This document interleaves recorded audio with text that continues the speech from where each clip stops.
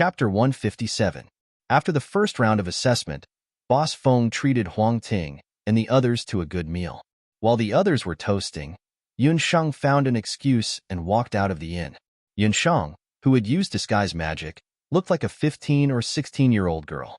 She was dark and thin, with an ordinary appearance. She was the kind of person who could be easily found in a crowd. "Boss, how much is the fresh beast meat?" Yunsheng walked to a beast meat shop in Daoi Mountain City. Because of the frequent appearance of hunters, there was also a large amount of fresh beast meat and beast bones for sale here. "Little girl, what kind of beast meat do you want? This shop only sells beast meat of rank 3 and above. Do you want fresh or frozen?" The boss saw that there was a customer and enthusiastically introduced. On the boundless continent, there were no modern machines or equipment. The so-called frozen meat referred to the frozen meat that was enchanted with water and ice magic. This kind of meat was much cheaper and tasted bad. It was specially eaten by summoners or mages who were short on money but also raised beasts. Yunsheng sent Puffed Egg and Xiao He into the Linglong Beast Tower to cultivate. During the cultivation period, the two beasts needed a large amount of beast meat to replenish their strength. Although Puffed Egg and Xiao He were not big in size, their appetite was comparable to that of a strong man like Boss Feng. Eating 10 to 20 caddies of beast meat in a meal was considered a small matter. Yunsheng now had 3 mouths to feed. In addition, she bought a new magic scroll water bind the day before yesterday. She really did not have many gold coins on her. "How much is the price of the 2 kinds of beast meat?" Yunsheng pondered. "Rank 4 beast meat, starting from 10 caddies. Frozen meat is 250 gold coins for 10 caddies. Fresh meat is 400 gold coins for 10 caddies." The boss still explained kindly. Yunsheng's face instantly turned bitter. Wouldn't this mean that she would become poor with just one meal? Magical beast meat was a rare commodity on the continent. Those who could afford it were either descendants of aristocratic families, nobles, or high-level hunters.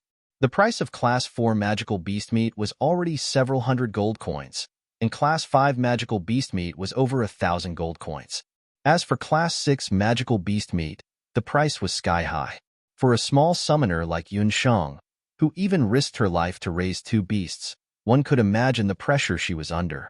At present, it was impossible for Yunsheng to personally hunt the magical beasts, so there was only one way left.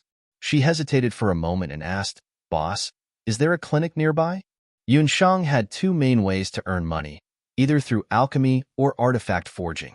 But for artifact forging, with Yunsheng's current strength, she still needed to rely on a cultivation treasure like the magic tower, so she chose alchemy. After all, in her previous life, Yunsheng had a solid foundation in medicine.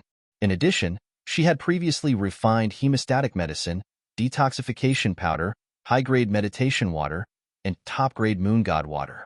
Her foundation in alchemy could be considered quite solid. "Little miss, if you want to see a doctor and buy ordinary finished medicine, then there's no one else but the Medicine Emperor Pavilion. The clinic is at the southernmost part of the street." The boss didn't neglect Yunsheng because she couldn't afford the magical beast meat and pointed the way for Yunsheng. In the continent's medicine system, the Medicine Emperor Pavilion was fully deserving of being the king. Yunsheng had also guessed this point. Because of Dr. Fan, Yunsheng didn't have a good impression of the Medicine Emperor Pavilion. But now that she had the disguise magic and was in Daoi Mountain City, she didn't mind. Yunsheng arrived at the Medicine Emperor Pavilion in Daoi Mountain. From afar, she could see a magnificent clinic with glazed roof tiles and gilded beams. Daoi Mountain, as the hunting citadel, had the highest number of hunters coming and going every year. The number of people who came to the clinic for treatment was also endless. Yunsheng walked into the Medicine Emperor Pavilion.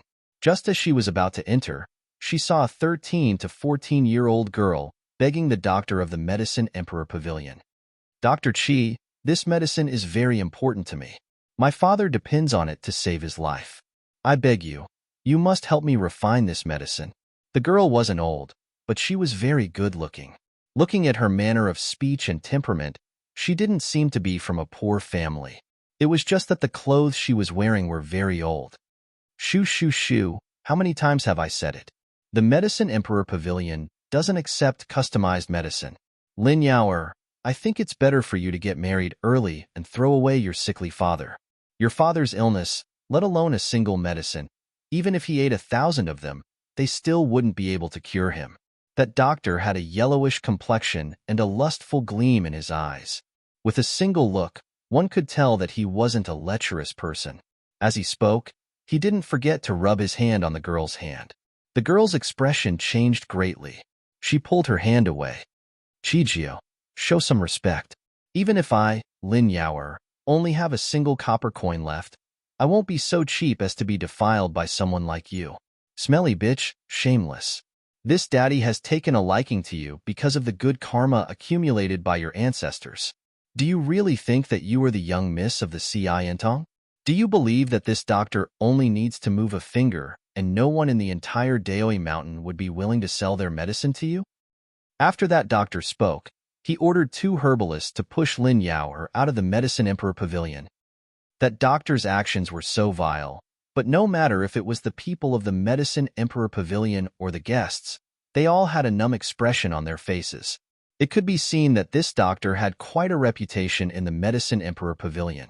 Yun Sheng inquired from a guest beside her.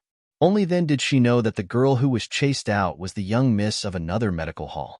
Before the Medicine Emperor Pavilion entered the Daoi Mountain, the Entong was the largest medical hall in the area. But after the Medicine Emperor Pavilion entered, the Entong declined.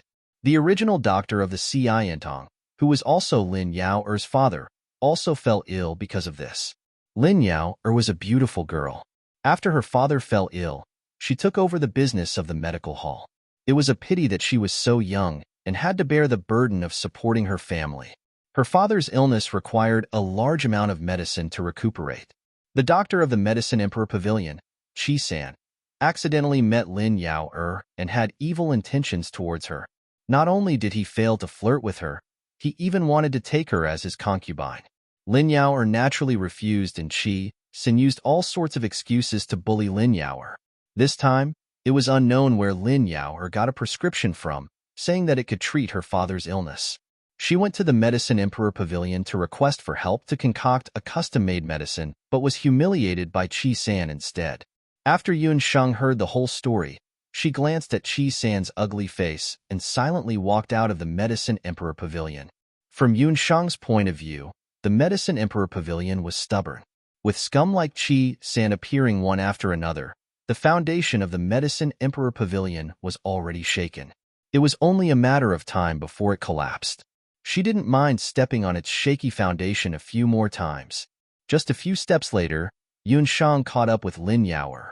After being chased out of the Medicine Emperor Pavilion, Lin Yaoer had a sad expression on her face. Her eyes were lifeless as she walked on the streets in a daze. "Miss Lin, take care." Lin Yaoer heard someone calling her name from behind. Turning around, she saw a young lady standing in an alley not far away, smiling as she waved her hands at her. Chapter 158. Seeing that the other party was a woman who looked very kind, Lin Yaoer walked over. "Miss Lin, I just heard you talk about your father's illness in the clinic. Does he have rheumatism?" Yun Sheng asked kindly. She had glanced at Lin Yaoer's prescription just now. White bamboo, black stone, black tortoiseshell, and so on were all medicines that were good for qi and blood circulation. In modern times, these medicines were used by traditional Chinese medicine doctors to prescribe to old rheumatism patients. Rheumatism? This sister, I don't know what rheumatism is. Lin Yaoer saw that Yun Sheng was 15 or 16 years old. She spoke very elegantly, so she thought that she was not a bad person. It seemed that the name of rheumatism in the Wuji continent was different. Yun Sheng rolled her eyes and said, "I was being rude. Rheumatism is actually a name in my hometown. Its symptoms are mostly red and swollen joints, sometimes cold and sometimes hot. After many years, the joints will change and turn black, and you won't even be able to walk on the ground at all. Especially these days, your father must be sick to the bone and can't sleep at night." After listening to Yun Sheng, Lin Yaoer screamed. She grabbed Yun Sheng's hand because of excitement. "You? How do you know? Miss, are you also a doctor? My father has had this disease for 3 or 4 years. I have looked for famous doctors everywhere, looking for various prescriptions, refining medicine, and making medicine, but there is no way to cure it. Rheumatism is a chronic disease. It can't be cured just by taking medicine. Take me to see your father's illness. I think I have a way to cure his illness. Yun Sheng and Lin Yao are returned to the little Xiantong. It was an old clinic. Although it had declined, it was not difficult to see the scale of the clinic in the early years. In the shop, there was only an old shopkeeper and a 10-year-old herbalist. Seeing Yun Sheng looking around the empty clinic, Lin Yao said embarrassedly, "After my father was seriously ill and couldn't walk, I could only take care of the clinic. I am not proficient in medical skills, so the business of the clinic has deteriorated." Although Lin Yao said this, judging from the layout of the clinic and the respectful attitude of the people in the clinic, this 13 or 14-year-old girl was not just good-looking. She was also a very capable person. Lin Yao led Yun Sheng into the inner room. The room was stuffy, and there were 2 magic arrays in the north and south. Rheumatism was afraid of the cold, and Lin Yao was smart enough to use a fire magic array to keep the room dry and hot. This way, it could also relieve the pain. "You're also a magician?" Only a magician could set up this kind of elementary magic fire array. "Yes, I studied at the temple in the neighboring city. Later on, because my father was seriously ill, I dropped out of school and came back." Lin Yao nodded obediently. Other than the rheumatism on his feet, he still needs to combine sandbathing and acupuncture treatment a few times. The joints of his hands will be able to move freely in 3 days. Yun Sheng put away the needles. This was the first time she used the 4 Seasons glass needles. It felt much better than she had imagined. Especially with the integration of magical attributes, the effect of the needles was even better when used in special treatment. "Thank you, Miracle Dr. Yun. Yao will never forget your great kindness. Yao is willing to be an ox or a horse to repay your kindness." Lin Yao's eyes were filled with tears. Today, Chi-san humiliated her in public. She originally wanted to die, but when she thought of her father who was sick at home, as well as the people in the clinic who needed her support, Lin Yao could only hold on. She didn't expect that she would be so lucky to meet a miracle doctor like Yun Sheng. Although Yun Sheng was only a doctor, her treatment method was unheard of in the mainland. Lin Yao secretly guessed that she must be the disciple of the hidden doctor. "I don't need you to be an ox or a horse. I won't charge you any medical fees, but I have a request.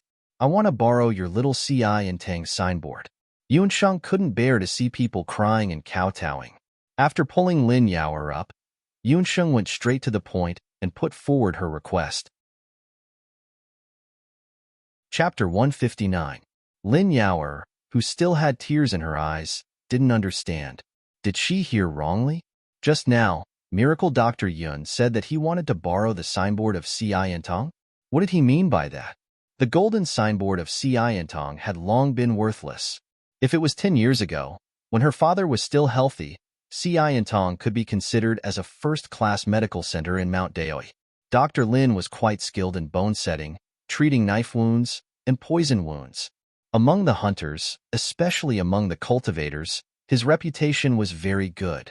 But after the Medicine Emperor Pavilion came in, coupled with Dr. Lin's illness, everything was different. Her father had been saved by Miracle Dr. Yun, but he hadn't practiced medicine for several years. His hands and feet had just recovered, and rehabilitation would take a long time. "I won't beat around the bush. I want to use the name of the Xiantong to promote personal customization of finished medicines in the Daoi Mountain." Yunxing also came prepared.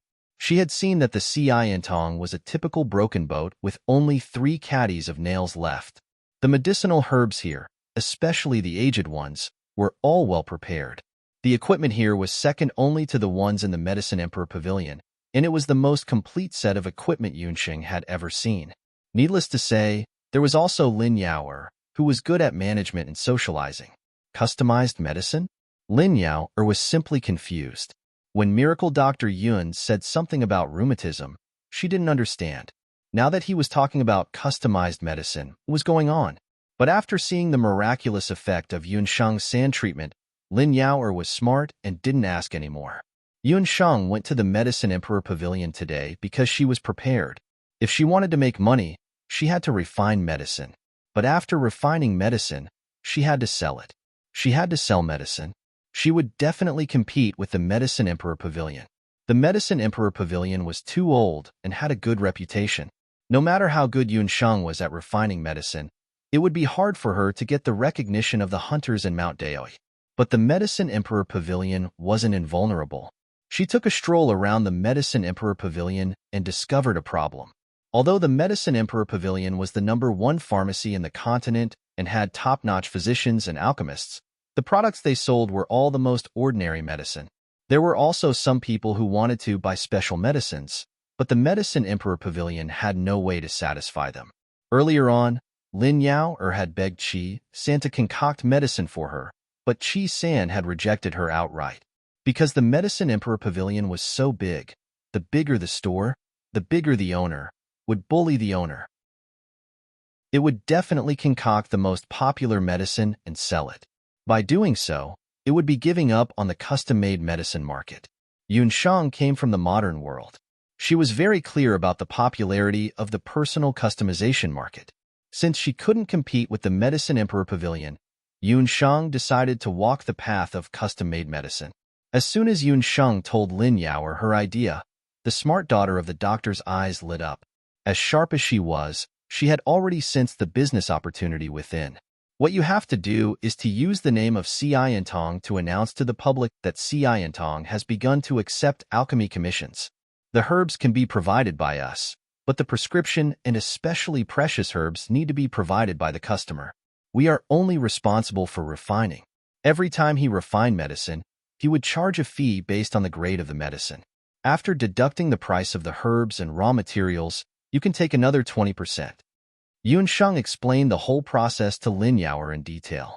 Lin Yao listened, but her heart was still a little worried. After all, Yunsheng just showed her talent in treatment, but she didn't show any ability in alchemy.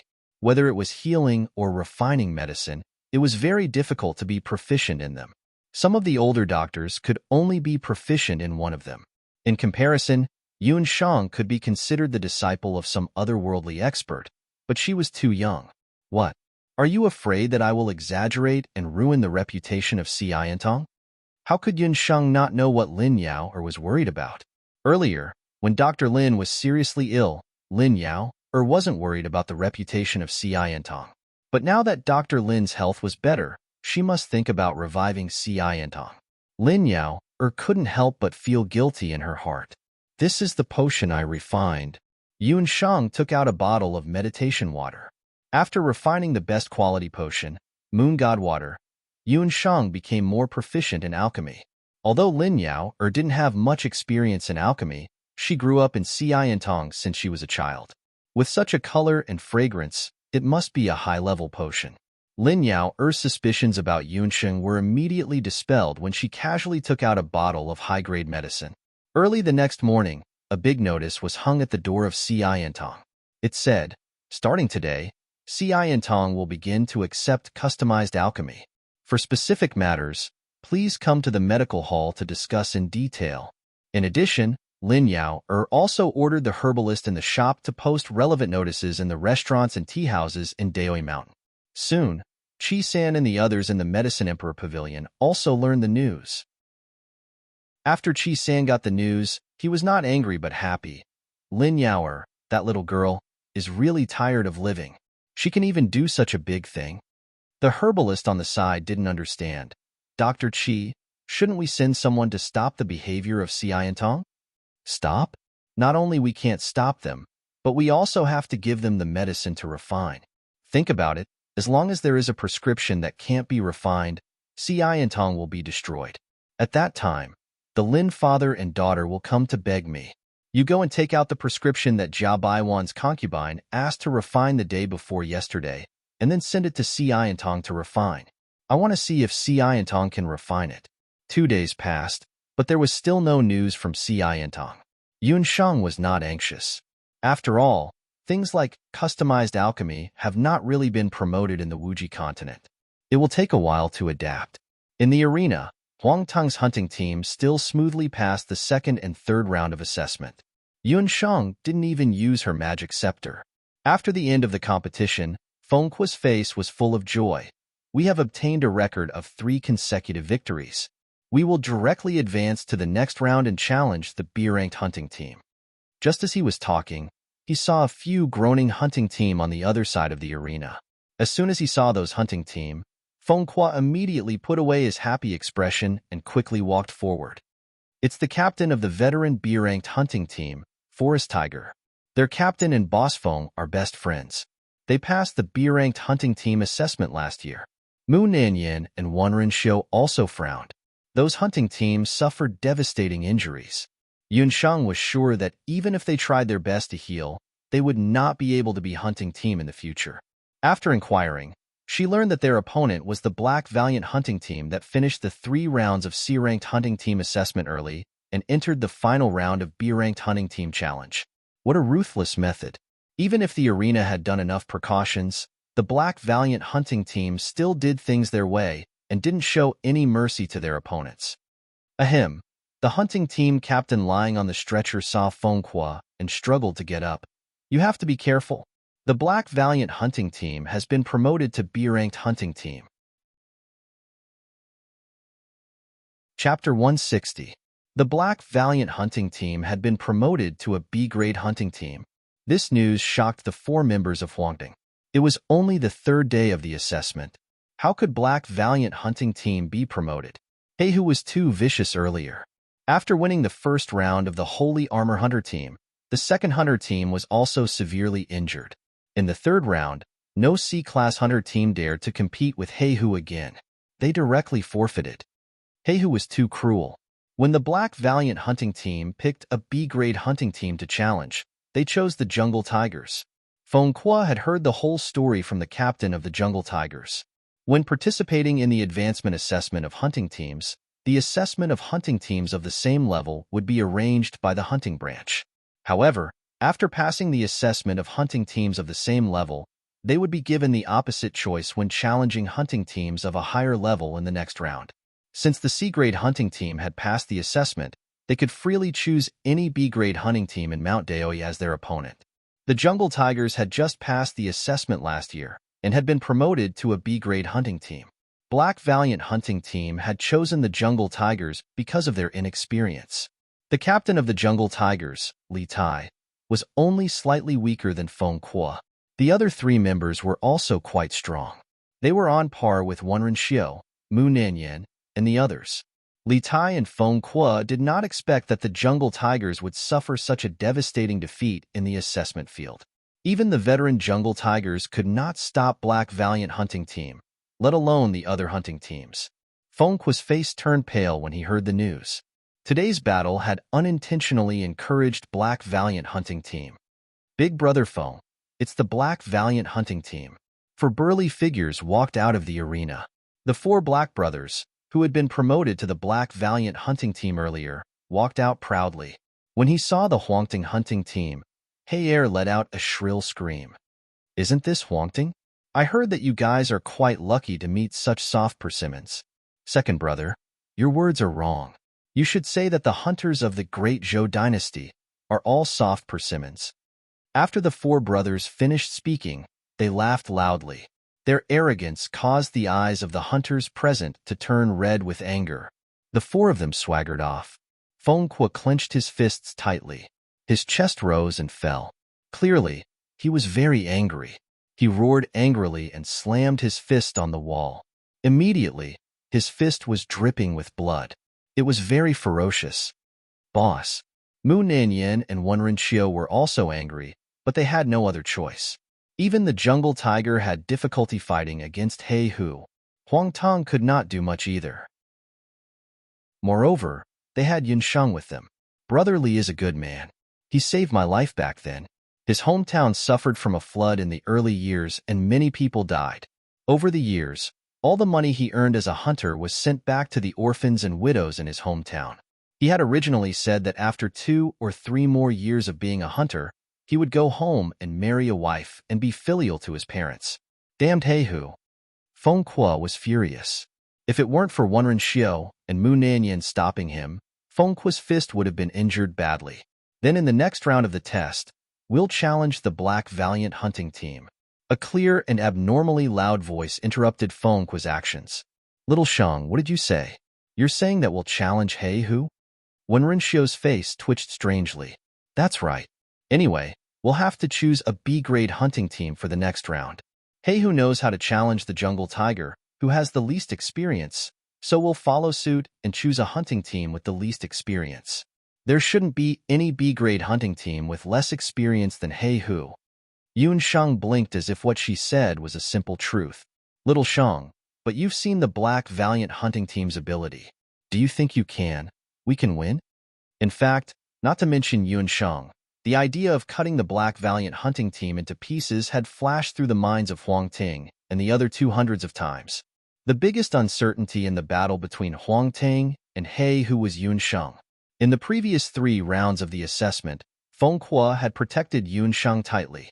However, everything would be different if they were to face the powerful Heihu. The opponent's summoner is a scepter summoner. I'm also a scepter summoner. If it doesn't work, I'll summon the puffed egg. Yun Sheng looked confident. Yun Sheng's biggest advantage was that everyone thought that her beast was Xiao He, who was always by her side. The puffed egg was her last life-saving talisman. When the 3 heard this, they felt that it made sense. In the worst-case scenario, if Yun Sheng summoned her evil beast egg, the cry would be enough to make Heihu suffer. Little Sheng, let's make a deal. If there's an unexpected situation, you don't have to care about winning or losing. Just ask the referee for help. Feng Kuo felt guilty when he thought about letting Yun Sheng take the risk with him. However, the idea of killing Heihu and fighting for the honor of the Forest Tigers hunting squad and the Great Zhou hunting squad was still the upper hand in the end. After making the decision, Feng Kuo went to the hunting team to confirm the matter of challenging the Black Valiant hunting team. However, half an hour later, in the Daoi Mountain, wherever there were hunters, there was a piece of news. The veteran hunting team C, Huang Teng, was going to challenge the new hunting team B, Heihu. This was, without a doubt, the most eye-catching match in the hunter team competition so far. In the arena, the dominating soul hunting team, who had just been released from the ban, completed their second round of assessment. Oh, you mean Huang Teng is going to challenge Heihu? After being repeatedly reminded by Batu, Divine Wind finally behaved this time. The other members of the dominating soul hunting team were also very strong. Basically, Divine Wind could win just by squatting on the side. It was only a matter of time before they were promoted to a hunting team B. King, you don't seem to be worried about that little girl. This subordinate sees that you are quite concerned about her. During the few days when the dominating soul hunting team was banned, Divine Wind went to the hunting team branch every day to seduce them with his beauty. He had already found out about the hunting team's assessment. During Huang Teng's matches, he personally went to the scene to cheer. However, he was stopped by General Batu, who risked his life to remind him to pay attention to his image and maintain the dignity of the immortal residents' royal family. After all, the immortal residents and Zhou State were not friends. It was better not to cheer for the enemy's hunting team. That little girl will be fine. She is very clever. However, I am very curious about what her summon beast is. Xiao He beside her doesn't have a summoning mark on it. Divine Wind rubbed his chin. Divine Wind was probably the only person besides Huang Teng's group who knew that Yun Sheng's summon beast was not Xiao He. Divine Wind decided that when Huang Teng was going to fight against Heihu, he must bring a small stool to the branch arena early to cheer for Yun Sheng. Chapter 161. The challenge with Heihu was set for the day after tomorrow. There were 2 days in between for Huang Ting, and the rest to rest. After Yun Sheng heard the news, she secretly went to look for Wenrenshio. Little Sheng, if you want to borrow money, no problem. How much is it? Just let me know and I will give it to you. Wenrenshio patted her chest and promised. I want to borrow 200,000 Empire gold coins. Yun Sheng did not hesitate and asked for an exorbitant sum. 200,000. No problem. What do you want so much gold coins for? Wenrenshio's family background wasn't bad. If she hadn't met Feng Kuo, she would have been a typical profligate son of Jade Capital. Therefore, the first person Yunxing thought of borrowing money from was Wenrenshio. Of course. I saw someone in the inn today betting on the outcome of our battle with Heihu the day after tomorrow. The odds are really high. For the battle 2 days later, Feng Kuo asked them to cultivate in seclusion in the inn and adjust their condition to the best. Therefore, Wenren really didn't know what happened outside. Wherever there were people, there would be gambling. The gambling around the arena of Mount Daoi had been going on for a long time. The hunting branch turned a blind eye to it. This time, the challenge between Huangting and He Hu was much more popular than any of the previous years. It was even more eye-catching than the competition held at the main venue at the same time. It was said that the admission tickets were sold out as soon as they were released. Betting on our competition? What are the odds? Is everyone betting on us winning? Wenren was interested when she heard that it was gambling. The odds are very high, 1 to 5. He Hu is 1 to 5, and we are 5 to 5. Everyone says He Hu will win. Yunsheng did not look disappointed at all. Instead, he looked like a little money grubber. 1 to 5. Which bastard started the bet? We are Huangtung. We won all 3 rounds in the competition. Why would we lose? Wenren was very excited. She wanted to go out and find someone to reason with. It's better if the odds are high. Lend me 200,000 gold coins. The odds are 1 to 5. If you win, you can get 1 million gold coins. Yunsheng refused to let Wenren go. Little Shang, let me tell you, gambling is not right, especially when you are still a child. Wenren had a bitter face. In fact, even he wanted to bet on He Hu to win. Of course, he couldn't let Boss Feng know about this. Otherwise, he would die miserably. But in the end, Wenren couldn't stand Yunsheng's pestering and lent 200,000 gold coins to Yunsheng. Yunsheng promised that she would return the money immediately after the competition. Wenren wasn't afraid that Yunsheng wouldn't return the money. Yunsheng's ability to refine medicine was her greatest asset. Wenren also remembered that Yunsheng helped Huangting for free this time. After getting a golden imperial purple gold card, Yunsheng slipped out of the inn. After using disguise magic, she found Lin Yao of Xiantong. Lin Yao had been waiting bitterly for Yunsheng for a few days. When she saw that Yunsheng had finally come, she heaved a sigh of relief. Without waiting for Yunsheng to speak, Lin Yao took out a page of prescription. Lin Yao had released the notice of custom-made medicine for several days. On the first day, there was no reaction at all.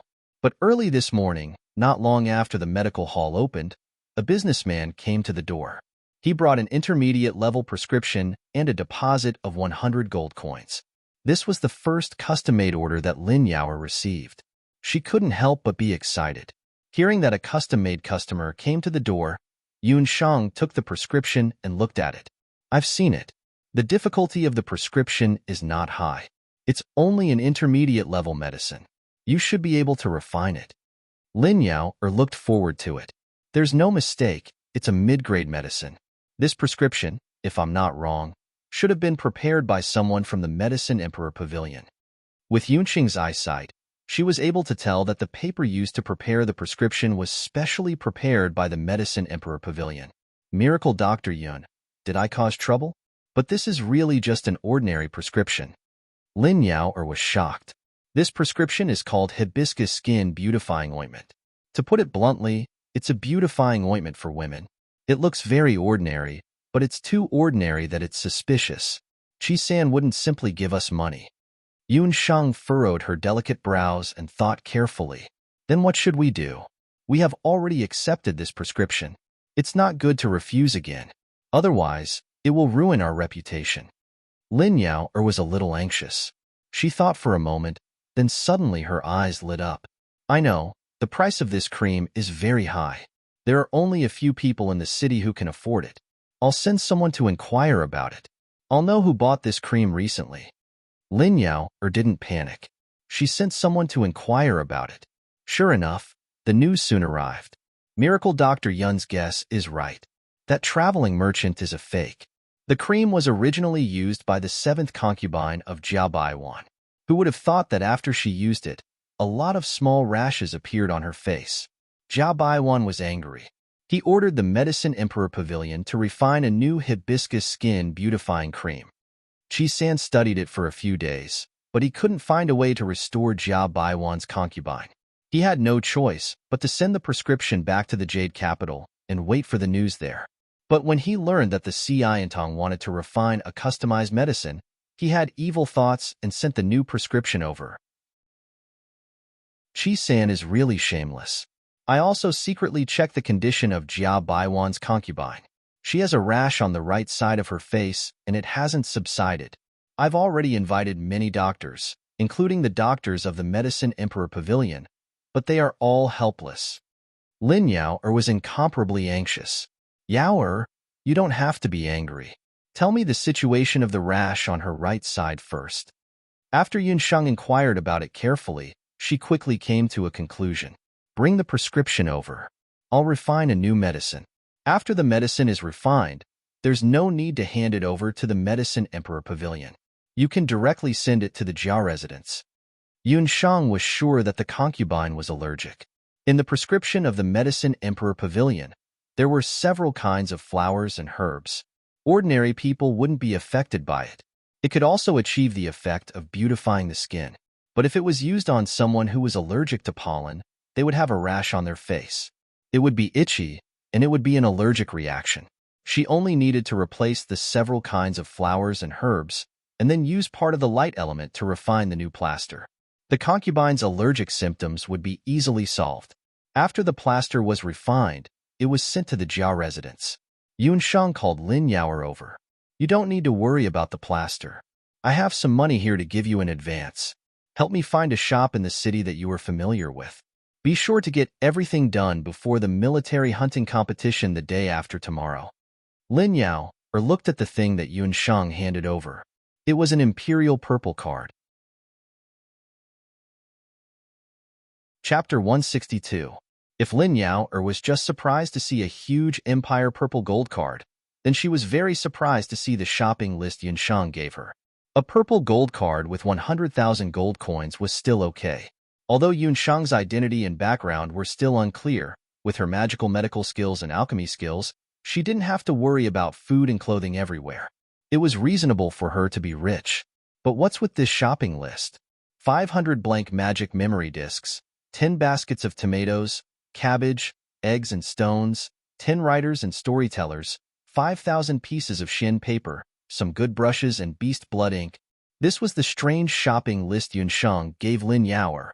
Lin Yao grew up in Daoi Mountain. She was very familiar with the various connections in the city. She was also a smart and cautious person.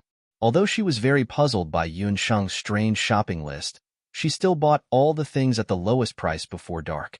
That night, Yunsheng brought a group of storytellers and writers to work overnight. At dawn the next day, the storytellers and writers all went out. For 2 days and 2 nights, when the 3 people of the Huangting hunting squad were in seclusion, Yunsheng was nowhere to be seen. Until noon the day after the day, the 3 people of Huangting, who were full of energy, and Yunsheng, who kept yawning, gathered together. Today's battle is very important for us, Huangting. But there's one thing. Where there's life, there's hope. No one can blindly advance during the battle, especially Yunsheng's safety. We have to pay attention at all times. Feng Kuo used the dignity of the captain.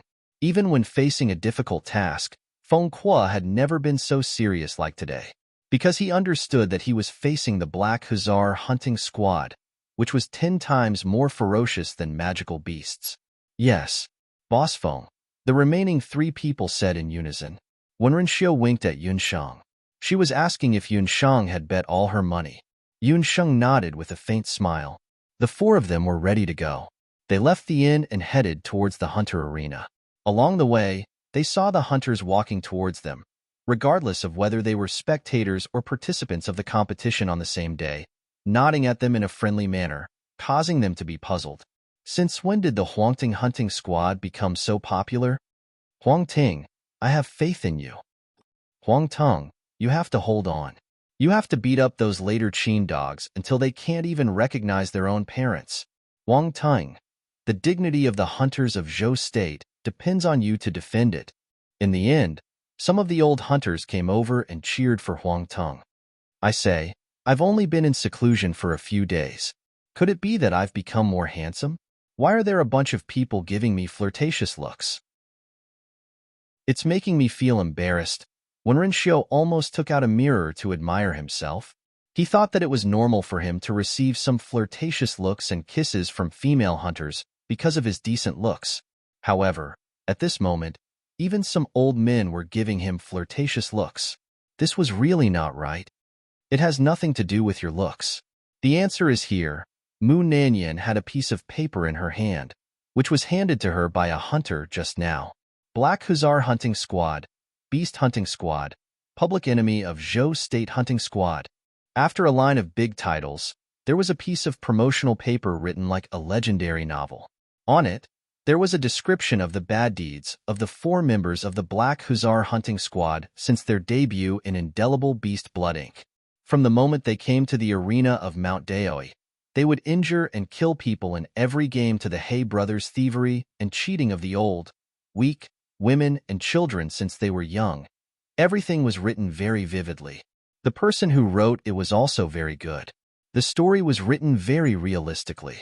After reading this page, any human would gnash their teeth at the Black Hussar, and any beast would roar at the Black Hussar.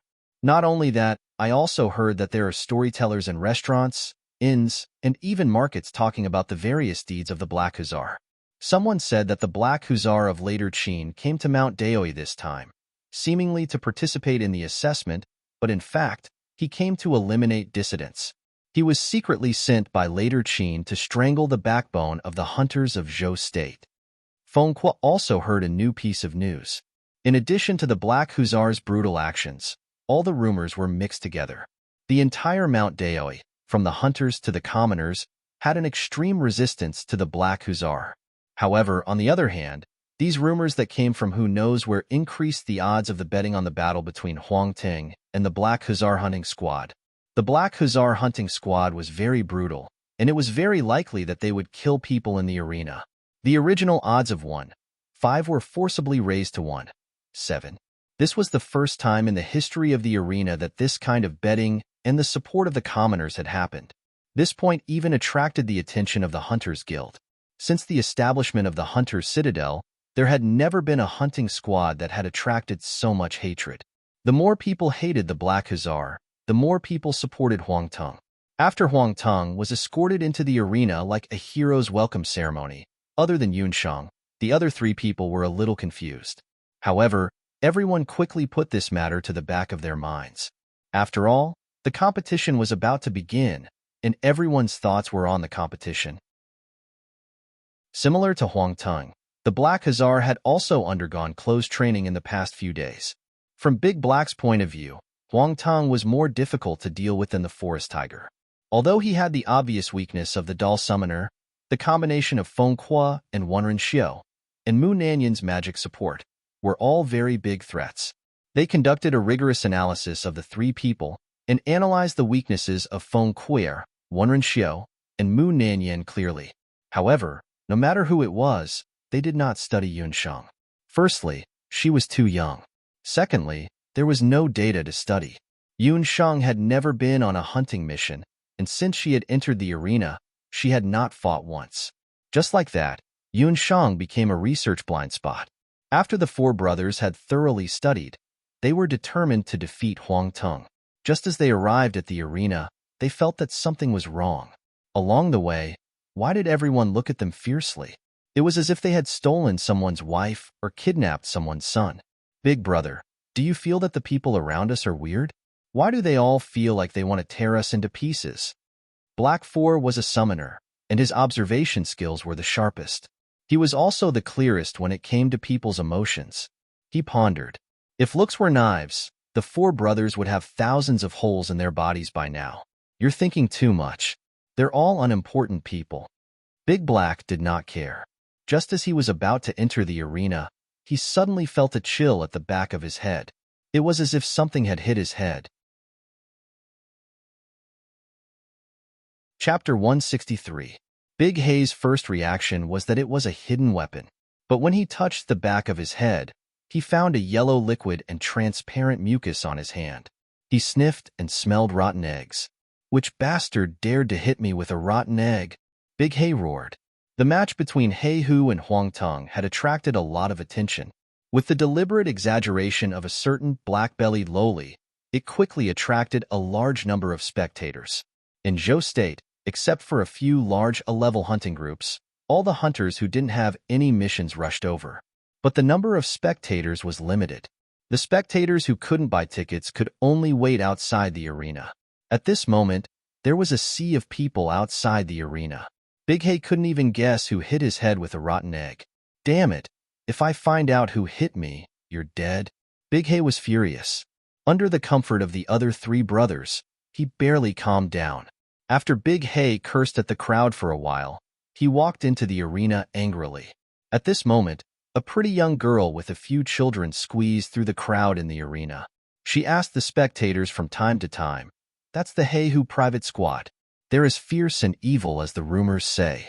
They're just hunters from the Qin dynasty, but they're so arrogant in the territory of Zhou state. If it were me, I'd smash them with rotten eggs, tomatoes, and stones." When the hunters heard this, they thought of Big Hay's embarrassment just now and felt a lot better. One of them, who looked like a fairy, suddenly called out to them, "Hey, do you have any of those things that can be used to smash people? Give me some. Eggs, rotten tomatoes? Yes, you even have stones. Give me a few baskets." Hearing the man's words, the eyes of the hunters beside him lit up, and they immediately became excited. Yes, when they entered the arena later, they would teach Hay Hu and the other three a lesson. So, led by the beautiful hunter whose gender was unknown, the group of people behind all asked to buy all kinds of smashing items. The wealthier hunters had storage mystic artifacts by their side, and the poorer ones had storage bags by their side. No one knew what they had brought into the arena. When all the hunters had left, Lin Yao and a few children carried dozens of empty vegetable and stone baskets with a sneaky smile on their faces. A basket of fruits and vegetables that were usually only worth a few gold coins was now worth dozens of times more. It wasn't until today that Lin Yao found out why Miracle Dr. Yun had asked them to prepare a few days ago. Miracle Dr. Yun must be related to the Huangting hunting troupe.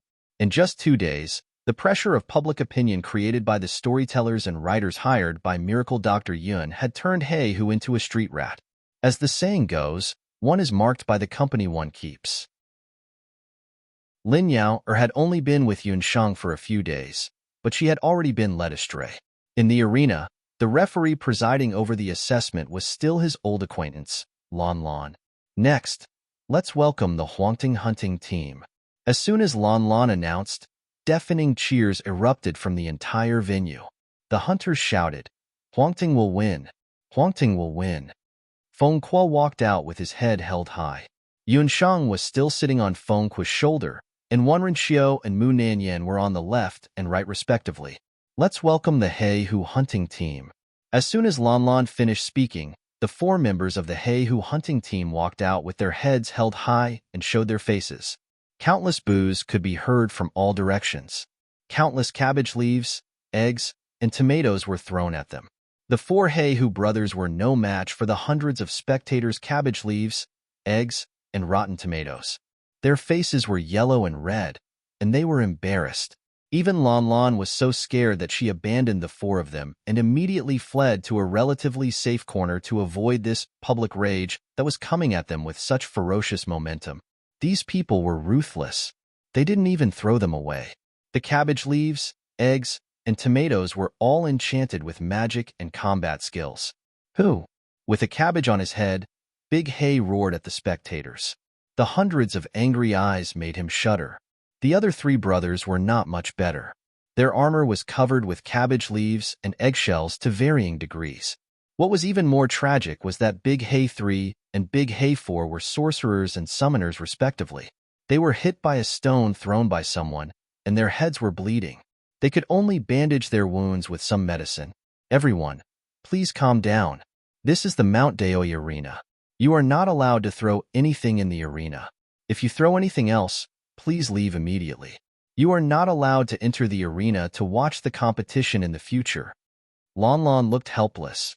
Looking at the miserable state of the 4 Hay Hu brothers, she took out a piece of paper and handed it to Big Hay.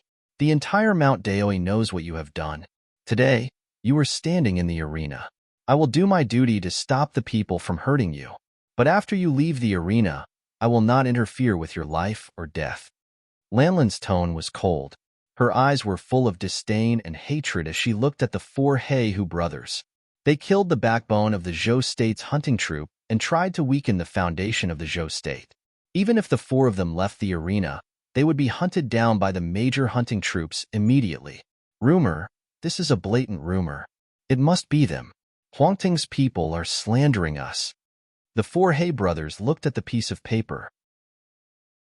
On it were various bad deeds of the four He brothers, especially the rumor that the four He brothers were later Qin assassins. Their expressions changed at the same time. How could this be? Their identities?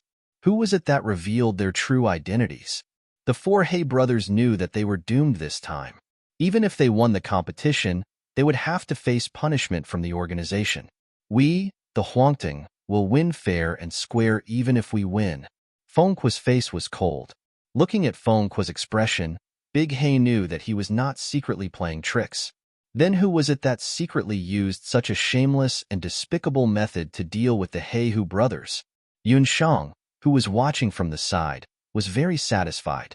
No one would have guessed that all of this was done by her. Not only that, there was more exciting content waiting for the four He brothers. Yunshang clenched the magic scepter in her hand. The dark magic soul in her body emitted a strange black light at this moment. In an inconspicuous corner of the stands, General Ba Tu looked like he was going to vomit blood. My king, how could you do such a thing? It's a disgrace to you and the royal family of the immortal Ju country. Just now, when the spectators were throwing things, their honorable God-Wind King took out a basket of stones from his storage ring and threw them in with all his might. As he threw, he cast wind magic on the stones. Each stone was thrown accurately and fiercely. Don't be long-winded. The game is about to start. Kamikaze impatiently stuffed a tomato that he hadn't had time to throw into Ba Tu's mouth. He looked at the field with great interest. He didn't miss the devilish smile on the little Loli's face when everyone was throwing things. That little girl really caught his attention. Chapter 164. The B-grade hunter competition had begun. Mu Nanyan's magic scepter lit up in Huangting's hunter team. Mu Nanyan was an earth elemental master. Her magic scepter was embedded with 3 earth elemental soul stones.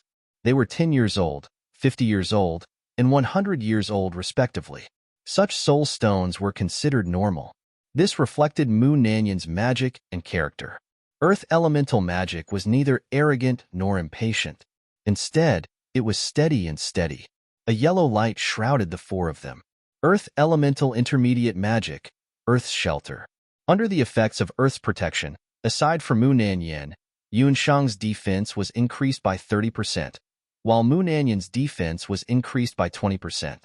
When the defensive spell was cast, Yunshang felt a surge of power enter her body. It felt as if her limbs had become much stronger. Black 3, the master magician of the Black Squad, did not show any weakness. He raised his magic scepter and chanted. A light green wind element was added to the 4 Black Squad brothers. Black 3 was a wind elemental magician. He chose to increase the Black Squad's agility by 30%. It was Yunshang's first time participating in a team battle. According to Feng Kuo's initial arrangement, he and Wenrenqiu were not allowed to leave the team. They had to protect Yunshang and Mu Nanyan. Kill. Both sides were filled with murderous intent. They had already forgotten Lanlin's advice at the start of the competition. Big Black was the first to move. His fists were filled with battle aura.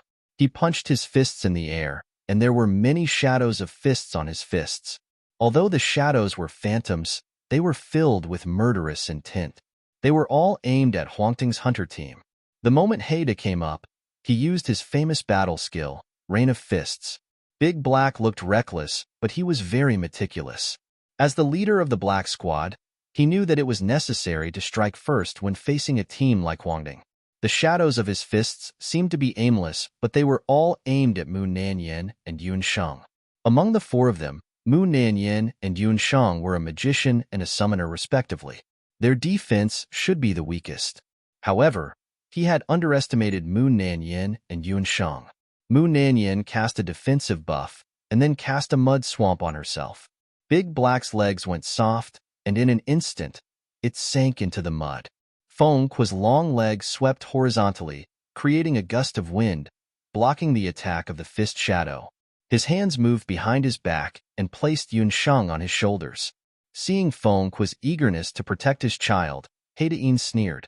He roared angrily, took a few steps forward, and got out of the swamp. Black 3 immediately shot out wind blades from his magic scepter. Heihu and the others had already studied Huang Ting's combat style. In the first 3 rounds, the little summoner did not even make a move.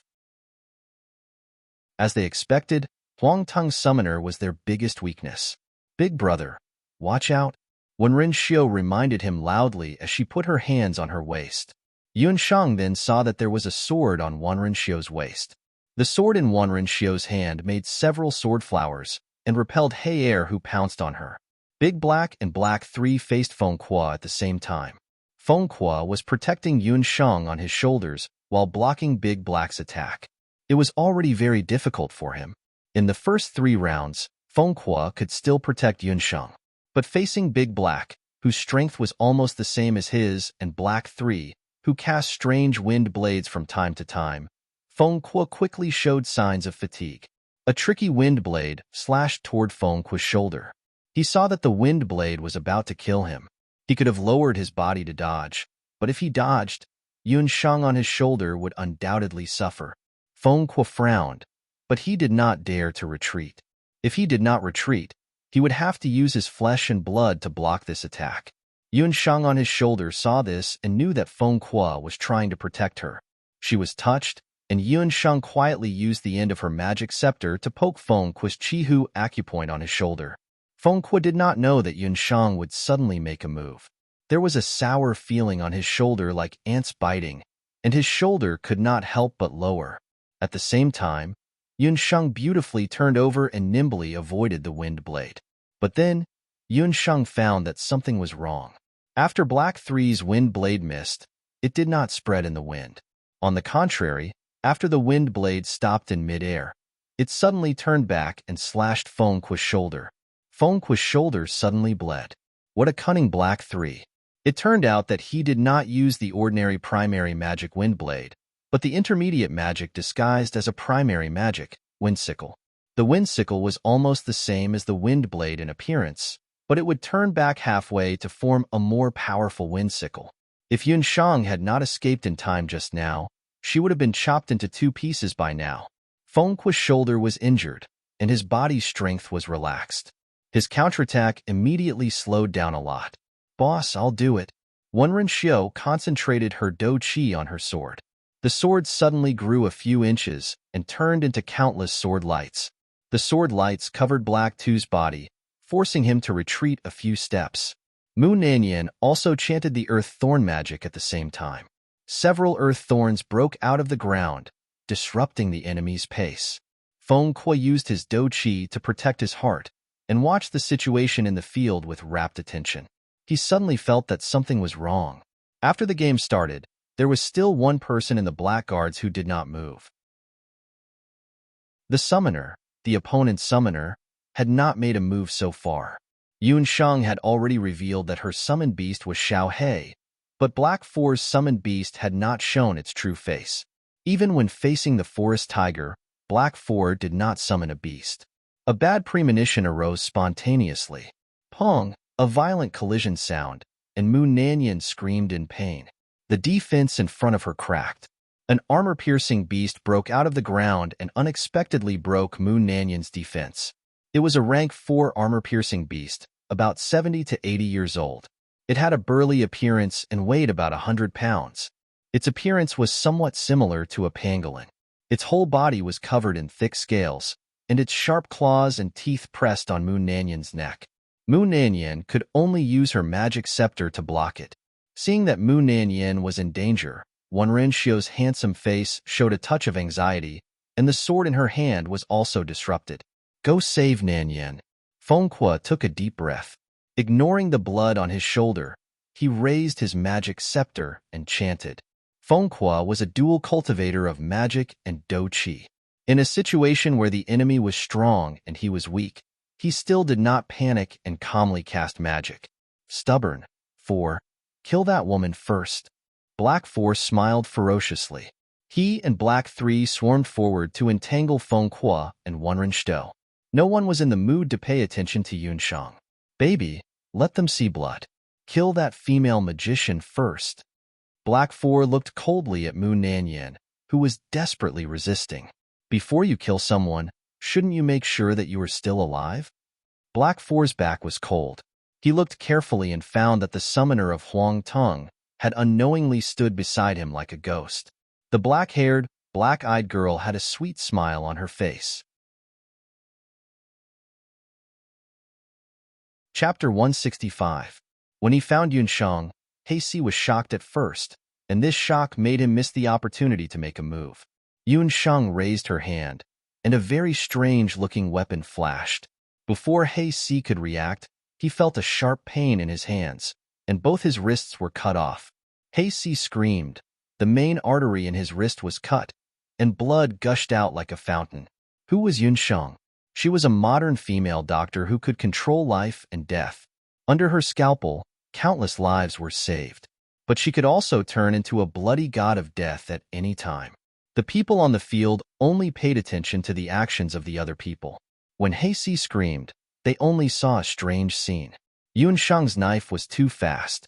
She was the #1 surgeon in the medical university, and coupled with the second level of Trillium Hand, her hand speed was several times faster.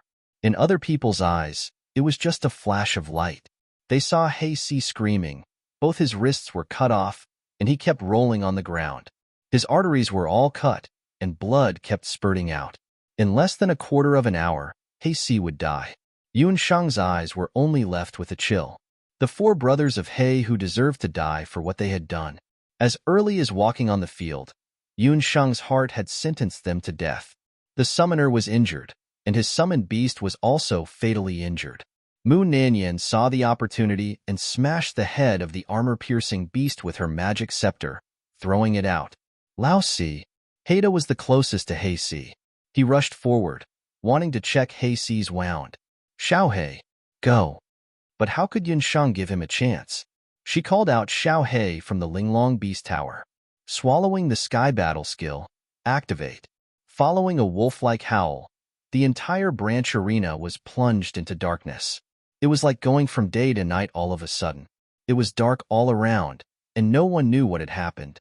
But some people vaguely guessed that the wolf-like cry might have triggered some kind of magical beast battle skill. A battle skill that could change the weather in an instant. What kind of magical beast was that? What's going on? Huang Ting saw that He was severely injured, and Mu Nanyan had successfully escaped.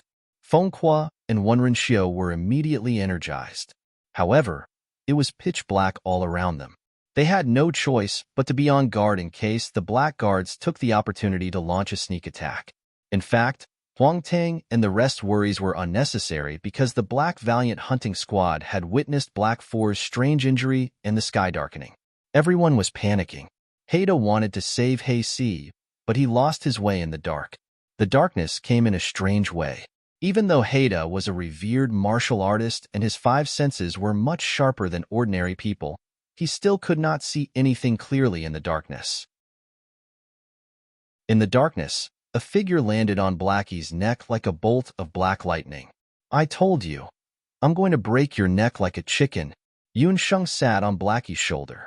Her petite figure was a stark contrast to Black's overly tall figure. It was dark all around, and the spectators could not see clearly what was going on. Blackie only felt a sharp pain in his eyes.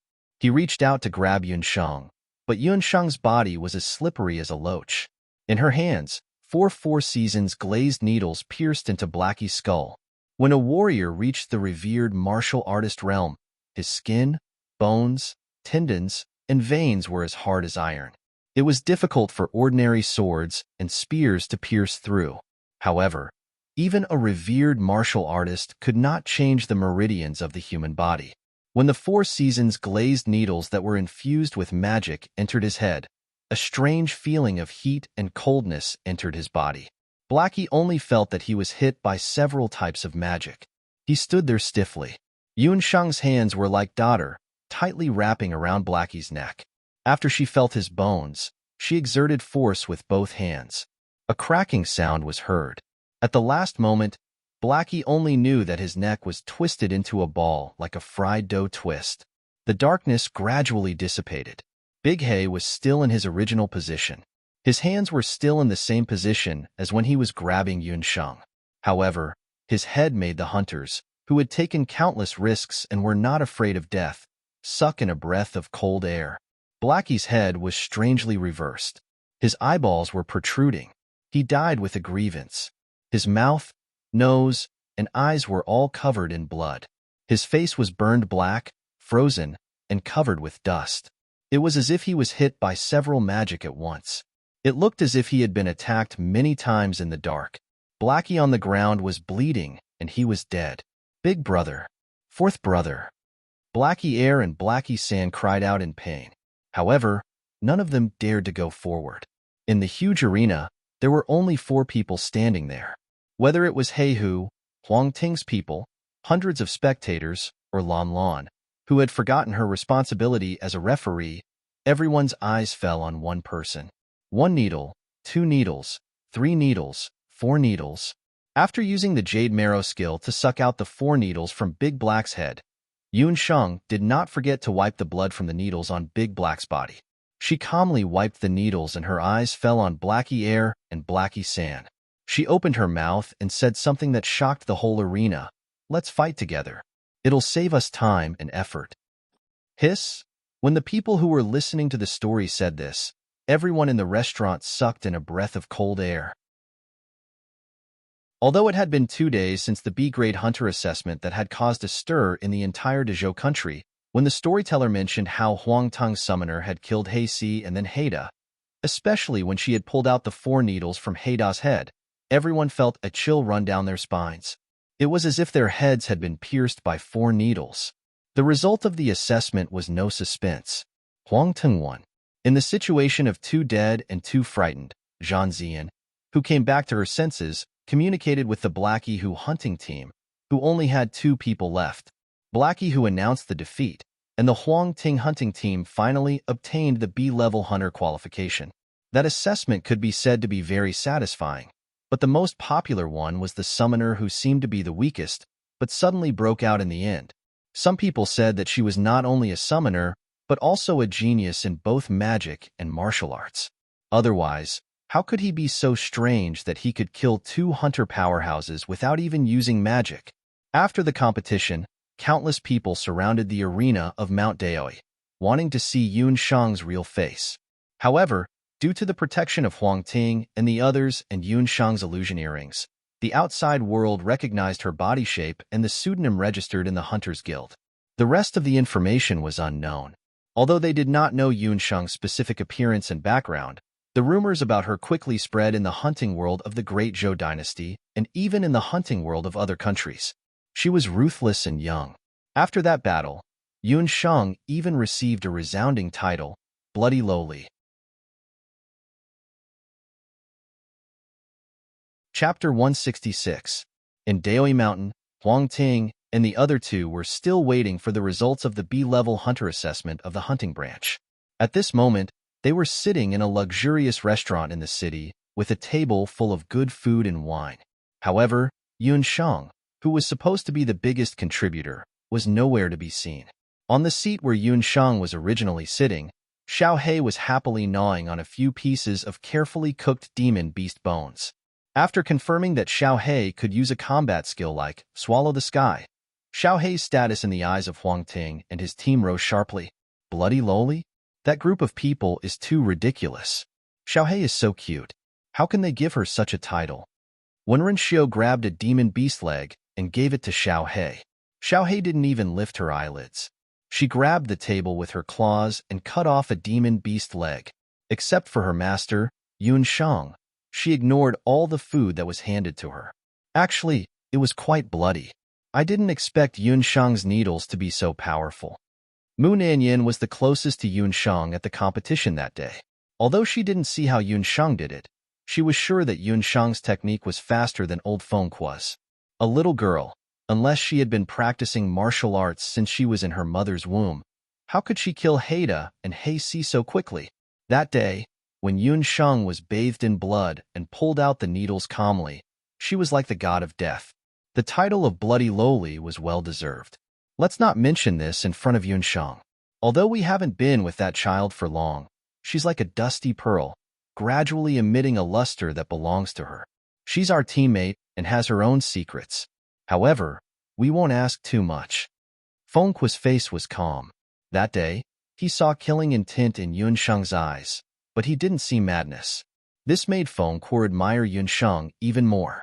She killed those who needed to be killed, but it was not to the extent that killing became her second nature. She was a child who was so calm that people could not help but fear her. Speaking of which, where is she now? Logically speaking, after the examination is over, she should have a good rest. Why do I feel that she is busier than before? Other than this Xiao Hei dog, Lord Black, Xiao Shang is nowhere to be seen. Mu Nanyan was puzzled. Wenren Xiu was drinking wine. Hearing Mu Nanyan's question, he coughed. He was thinking in his heart, should I gossip about Xiao Shang's gambling? No one could guess what Yunsheng was busy with at this time. Even Wenren Xiu, who vaguely knew the truth, only thought that Yunsheng made a lot of money by gambling. But in fact, Yunsheng's income was far more than the gambling money. As soon as the B-level examination was over, Yunsheng immediately rushed to see Yentong. The things that she had asked Lin Yao to do should have a result. In Yentong, Lin Yao was using the abacus to report to Yunsheng about the expenses of the B-level examination in the past few days. According to the odds, the 100,000 gambling money suddenly doubled to 700,000 gold coins. After returning 200,000 gold coins to Wenren Xiu, Yunsheng still had 500,000 gold coins left. But that was just gambling money. According to Dr. Yun's instructions, we sold 100 baskets of tomatoes, rotten eggs, stones, and rotten cabbage leaves. Including the transportation, the total cost was 500 gold coins. In addition, we hired 10 storytellers and 10 writers to tell a lot of stories and copy them. The cost was 18,000 gold coins. We bought 1,000 blank memory disks and the total cost was 80,000 gold coins. When Lin Yao first bought these things, she secretly clicked her tongue. Dr. Yun spent nearly 100,000 gold coins in one go. Dr. Yun was very generous. This made Lin Yao even more convinced that Yunsheng must be a child of an aristocratic family. That was why she was so generous. But after a few days, when she saw the income, Lin Yao immediately changed her point of view. If there was an investment, there would be an income. The storytellers and writers spread rumors in the major restaurants, as well as the various paper materials that were copied. The Black Valiant hunting squad was so black that even their own mother wanted to strangle them when they were born. After the competition, the remaining 2 members of the Black Valiant hunting squad left Mount Daoi dejectedly. They didn't even have time to arrange Haida and Heixi's funeral. The 18,000 gold coins were well spent. Those fruits, vegetables, eggs, and stones that were originally sold at a low price also increased by 10 times. They earned a total of more than 7,000 gold coins.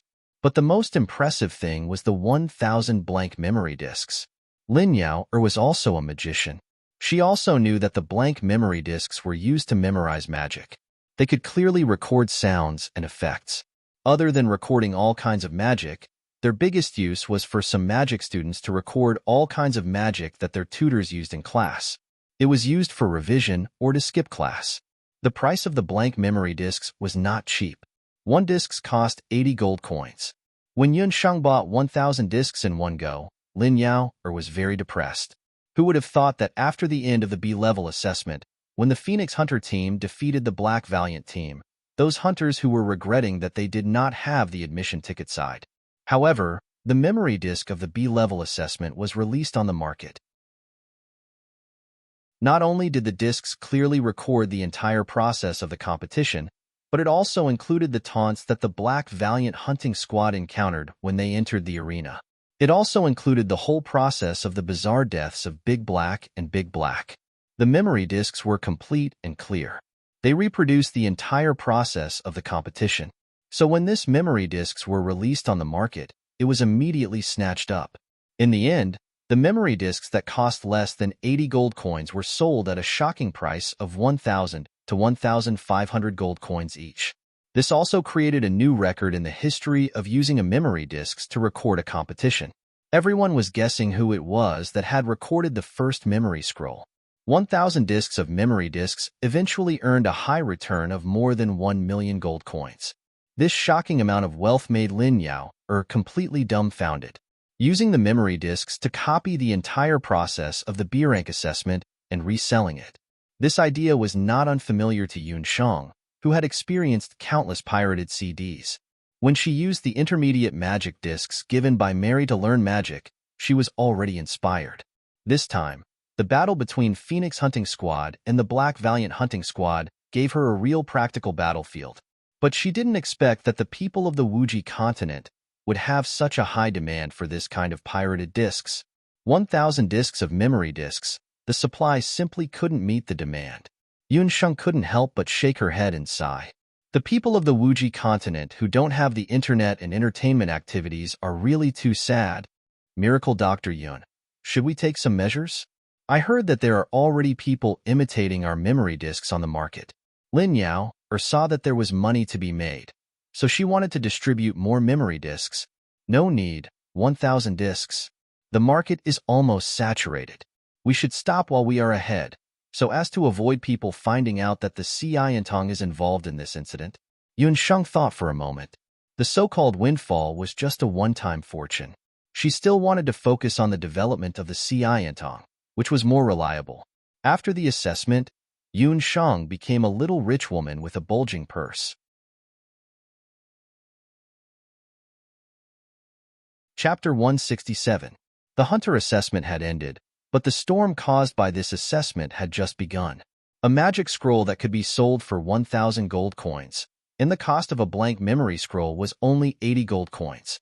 Naturally, there were a lot of people who wanted to do such a profitable business with little capital. But soon, some people found out that the magic scroll they bought could not be copied. If anyone tried to copy the scroll would immediately self-destruct and be destroyed. What was certain was that the person who made this combat magic scroll had already anticipated that someone would copy it. He had drawn an anti-copy fire magic array on the magic scroll. As a result, the B-level assessment battle in Mount Daoi became even more mysterious. The people who bought the scroll saw it as something they could show off. These days, the most common question the hunters in Mount Daoi would ask when they met wasn't about the weather or what kind of mission they had. Instead, it was about whether they had bought the combat magic scroll or not. At this time, no one cared about the failure of the assessment, the whereabouts of the Black Valiant Hunter team. On a moonless night, outside the hunter acropolis of Mount Daoi, there were only a few crooked short trees on the boundless plain. Black 2 and Black 3 bent their backs and knelt on the ground. In front of them stood a man. The man's back was facing the two of them, so they could not see his face. But his stalwart body and the aura of death emitted from him made the plain even colder. The man held an open combat magic scroll in his hand. This scroll was the B-level assessment battle that took place in the arena of Mount Daoi 2 days ago. When the summoner from Huangting approached Black 4 and cut off his wrist, the man groaned and closed the magic scroll in his hand. That's not a great fighting skill. It's just a medical skill. The other side used a doctor's knife technique. The man's tone was cold enough to drip water. His voice fell into the ears of Black 2 and Black 3, and the two could not help but shiver. A doctor's knife technique. They were warriors of the later Qin Dark Camp, but they lost in the hands of a doctor. Black 2 and Black 3 felt as if they had been slapped twice in the face. The boss was dead, the fourth was also dead. They didn't even have time to take the bodies away. They just hurriedly bought this battle magic light axis in order to find out the real origin of the summoner. He thought that the other side would be an extraordinary expert or a spy sent by the great Zhou country, but who would have thought that she was just a doctor? You failed your mission and exposed your identity as later Qin spies. I don't need to teach you what to do. The man still did not turn around, but his words had already sentenced Black 2 and Black 3 to death. Originally, Black 2 and Black 3 did not have to die, but their identity had been seen through. Coupled with this magic scroll, if they returned to later Qin, it was equivalent to exposing the entire Dark Camp. The two brothers would die. Dark Prince, please let us go. We have beheaded nearly 100 Zhou State C-class hunters. We have completed the mission given to us by the organization. Please. Black 2 and Black 3 begged, wanting to live. It turned out that the man in black was the crown prince of Later Qin. The Dark Prince of Later Qin was famous among the 5 countries of the mainland. His Dark Camp was the best spy and assassination organization in Later Qin. In the Dark Camp, there were 50 first-class warriors, all of whom were above the martial Great Master level. There were 300 second-class warriors, all of whom were above the martial Venerable level. There were 1,000 third-class warriors, all of whom were above the Great Master level. Although the 4 brothers were only at the martial Venerable level, they were cunning and cruel. In the past 2 years, there was a trend of them advancing from third-class warriors to second-class warriors. Losing 4 quasi-second-rate martial artists in one go gave the Dark Crown Prince a headache. Okay, I'll give you a chance. I'll count to 10. After 10, I'll make a move. If you can escape, I'll let you live. The Dark Prince seemed to be unable to bear it. As soon as he finished speaking, Black 3, who was kneeling on the ground, jumped up and ran desperately to the open field in the south. Black 2, on the other hand, was like a fool. He knelt on the ground and did not move.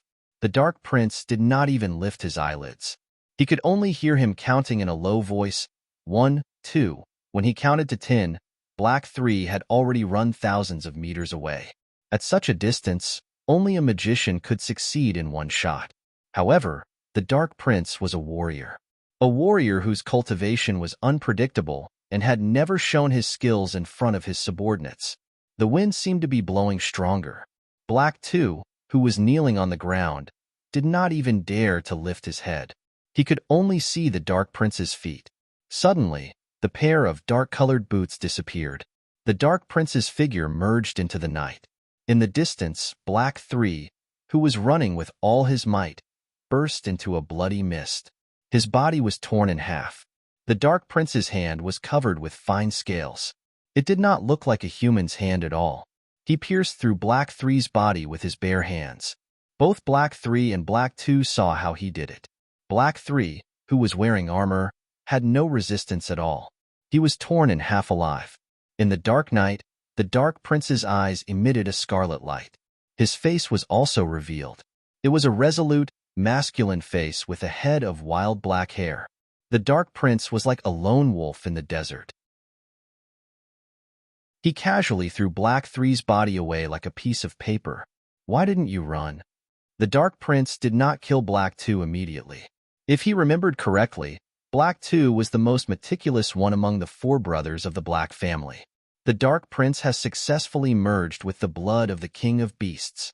In this world, other than those top existences, no one can escape from your hands. Black 2's face was pale. Within a few days, he was the only one left among the 4 brothers of the Black family. Life and death were no longer that frightening to him. You're smart. Tell me a reason not to kill you.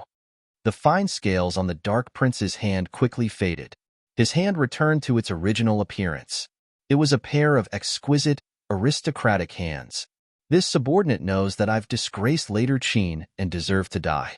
However, when this subordinate went to Mount Daoi this time, I met someone. I believe that the Dark Prince will be interested in his whereabouts. Black 2 licked his dry lips. He wanted to make up for his mistake. Who is it? The Dark Prince seemed to be interested. Immortal Residence, Holy Wind King. Then, Black 3 tore open a wound on his forehead. That wound was left a few days ago when he was ambushed by a stone in the arena. There was still a portion of elven magic power left on the wound.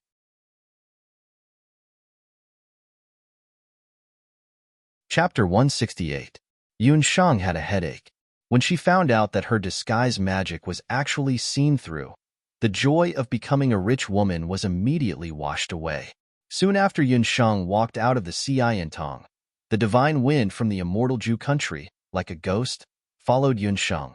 No matter how hard Yun Shang tried, she couldn't get rid of him. Who are you? And why are you following me? Yun Shang saw that she couldn't get rid of him, so she had to stop and put on the posture of a shrew. Little lowly, don't pretend. I recognize your smell. No, I'll call you Bloody Lowly. It's really not easy to catch you. Your magic is quite special, TSK. Compared to the previous illusion earring, it's much more effective. Divine wind circled around Yun Shang, just like a puppy. Bad. She was really seen through. It was not surprising that the illusion earring was seen through. After all, it was just an ordinary magic tool. It was normal for Yunshang's real appearance to be seen through by a magician with amazing insight. But why didn't the disguise magic work? After Yunshang learned the disguise magic, she had never been seen through. Today, she planned to go to the Xianong, so she disguised herself as a 15 or 16-year-old girl. But just as she walked out of the inn, she didn't know where she exposed her flaw, but she was seen through by divine wind. My magic attribute is wind, so I'm more sensitive than anyone else. You have a very nice smell on you, like the fragrance of herbs. I noticed it from the very beginning. This is your unique smell. I definitely won't remember it wrongly. Divine Wind was still recklessly moving closer to Yunshang's neck. Divine Wind's words were not comprehensive. Not every magician with wind attribute could catch the wind like him and see through the disguise magic. Yunshang's disguise magic, because it was not officially recorded in the magic book of the temple, only a few people in the continent could see through it. However, Yunshang encountered divine wind. The fragrance on Yunshang's body was naturally because she had been in contact with various medicinal herbs all year round. In addition, she cultivated orthodox Taoist techniques, so her body naturally carried a delicate fragrance. It was this smell that exposed Yunshang's identity. Divine Wind had the inheritance of the elves. Within a radius of a few miles, every breeze and every flowing air could be turned into his tool. If Divine Wind's actions were seen by his subordinates, they would probably shout that it was improper and unbecoming of the imperial family. The descendants of elves had never liked the human race. They thought that the human race was cunning and dirty. Divine Wind was also like this in the past, but she had an inexplicable good impression of Yunshang. She even liked the aura on her body. Ever since that day when Yunshang shocked everyone in the competition and transformed into a bloody little loli, Divine Wind had been looking for all kinds of opportunities to stop Yunshang. Xiao Hei's swallowing the heavens battle technique was very magical. Divine Wind planned to borrow Xiao Hei from Yunshang to study it. Borrow Xiao Hei? No. Yunshang was on guard and took a few steps back. Divine Wind had a beautiful face, which made people have a good impression of her. However, when she heard from one Rinshio that the elf tribe didn't discriminate between men and women before the age of 20, Yunsheng became wary of Divine Wind. Physically, she was still a loli, but mentally, she was definitely a mature woman. After experiencing Lu Minglang's emotional trauma in her previous life, she had a natural resistance to men. Even if Divine Wind was now a half-male, half-female descendant of the elves, it was still not enough. Don't be so stingy. How about I give you something in exchange? I just want to borrow your summoned beast to take a look. Just for a day. Just for a day. Divine Wind's face was drooling as she came closer. Looking at her shocking face up close, Yunshang's eyes were even more dazzling. Yunshang could even clearly see her almost transparent skin and thick fan-like eyelashes. Fortunately, Yunshang was calm enough and did not panic at this crucial moment. An item from the Elven Kingdom to borrow her summoned beast for a day. Yunshang's heart began to beat faster. Moreover, he only said that he wanted to borrow her summoned beast. She had seen the magic power of Divine Wind's magic that had almost destroyed the entire competition that day. The magic of the elves were all secrets. Compared to the magic of the human race, it was much more advanced. An item from the elves would definitely not be simple. You really just want to borrow my summoned beast to take a look? Yunshang cautiously took a few steps back, keeping a distance from Divine Wind. Elves will not deceive people. Divine Wind's face was full of sincerity. But at the same time, Divine Wind's face suddenly changed. He grabbed Yunshang and protected her behind him. Since when did the dignified Divine Wind King learn how to abduct innocent women? Like a black cloud pressing down on them, the Dark Prince appeared in front of them with Hei'er without any warning. Yunshang recognized Hei'er, but who was that young man who suddenly appeared? He was wearing a black and gold dragon patterned battle robe. He had a pair of extremely captivating slender phoenix eyes and a straight nose. His figure was comparable to the 2-meter-tall Divine Wind. This man's whole body exuded a wild beauty. Just by looking at him, Yunshang had an instinctive sense of danger. This person gave her the feeling of a proud wolf king, who would use his big hands to tear people in half at any time. I was wondering who would be so rude to interrupt this king's conversation with someone. So it's later Qin's Dark Crown Prince. Divine Wind didn't need to turn his head to feel that the little lowly behind him was sizing up the Dark Crown Prince with an inquisitive gaze. Divine Wind's slender figure seemed weak compared to the Dark Crown Prince, which made Divine Wind very dissatisfied. I only have good intentions. I can't bear to let that girl be fooled by you. Most of the elves pay attention to honesty, but only the Wind Elves have erratic personalities and are temperamental. The Dark Crown Prince's gaze seemed to pass by Divine Wind and looked at Yunsheng, who was covered by Divine Wind. Her complexion was sallow, and she was very thin. She didn't have a figure nor an appearance. She looked like a very ordinary human girl. But why would the proud and reserved Divine Wind King look at her differently? The Dark Crown Prince thought to himself. Yunsheng had the ability to disguise herself. Other than Divine Wind, neither Black 3 nor the Dark Crown Prince recognized that Yunsheng was that bloody lowly from the ruthless Bright Blackguard hunting team in the arena earlier. Bah, how can the Dark Crown Prince, who can use a human head as a wine bottle, be so kind? Little girl, look carefully. Next time you see this person, run away immediately. He is the famous Tyrant Crown Prince, Duguxiu. Divine Wind pointed at Duguxiu. Originally, he thought that after he said Duguxiu's name, Yunsheng would definitely be frightened to the point that her face would turn pale.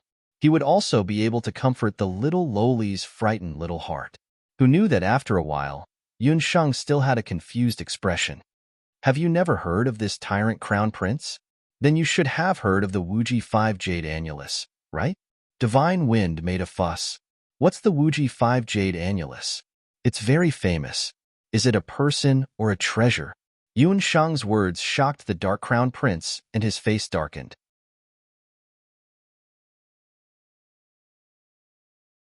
Chapter 169.